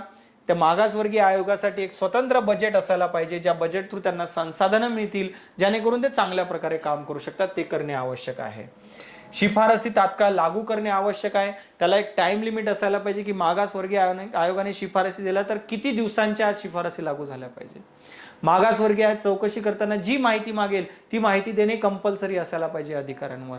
ह्या गोष्टी करणे आपल्याला खूप आवश्यक आहेत. त्यामध्ये मागासवर्गीय आयोगाच्या कामांमध्ये एक्सपर्ट्स असण्याला पाहिजे, त्यांनी तंत्रज्ञानाचा वापर करायला पाहिजे, जसं तक्रारी घेण्यासाठी ई गव्हर्नन्सचा वापर करणे, अशा गोष्टी करणे आवश्यक आहे मागासवर्गीयाला अधिक चांगल्या प्रकारे काम करण्यासाठी. एक चांगला त्यांना प्रशिक्षण द्या तिथल्या सदस्यांना आणि चांगले अधिकार द्या जेणेकरून ते चांगल्या प्रकारे काम करू शकतात. या ठिकाणी निष्कर्ष म्हणून आपण काय करू शकतो, या ठिकाणी रोहिणी आयोग म्हणून एक आयोग आहे, त्या आयोगाने जो सांगितलेलं आहे उपवर्गीकरण करण्याचं, सब क्लासिफिकेशन करण्याचं, ते लवकरात लवकर झालं पाहिजे जेणेकरून जे मागासवर्गीयांना खरंच गरज आहे फायद्यांची त्याच मागासवर्गीयांना हा सगळा फायदा मिळेल.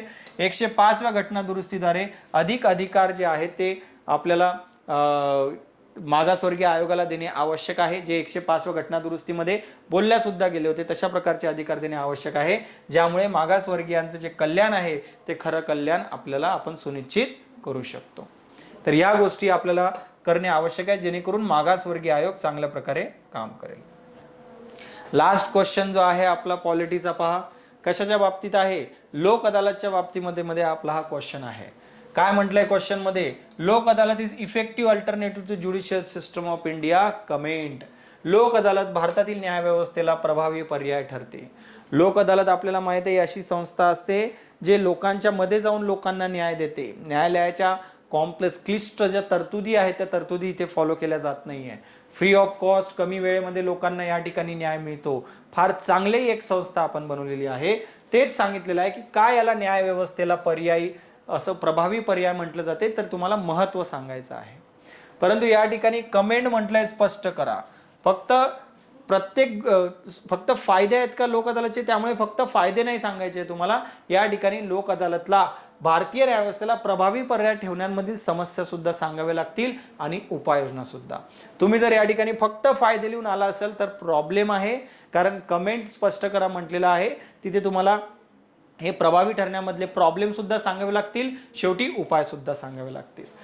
पहा इंट्रोडक्शन काय दिलेलं आहे, कलम 39 क जे आहे आपला संविधानातील, भारतीय संविधानातील मार्गदर्शक तत्वामधील कलम 39 क आणि विधिक सेवा प्राधिकरण अधिनियम, ज्या अधिनियमाच्या अंडर, ज्या कायद्याच्या अंतर्गत त्याची स्थापना झालेली आहे तो कायदा, या कायद्यानुसार ज्या लोक आहे, जी जनता आहे, आम जनता, त्यांना अतिशय मुफ्त मध्ये, अतिशय कमी किमतीमध्ये आणि कमी क्लिष्ट व्यवस्थेमध्ये त्यांना न्याय देण्याची तरतूद करण्यात आलेली आहे. त्यानुसार हे आपल्याला दिसून येते की लोक अदालतची स्थापना झालेली आहे. मग या लोक अदालतचे प्रमुख फायदे आपल्याला कोणकोणते दिसतात, त्याला का म्हटलेलं आहे प्रभावी साधन.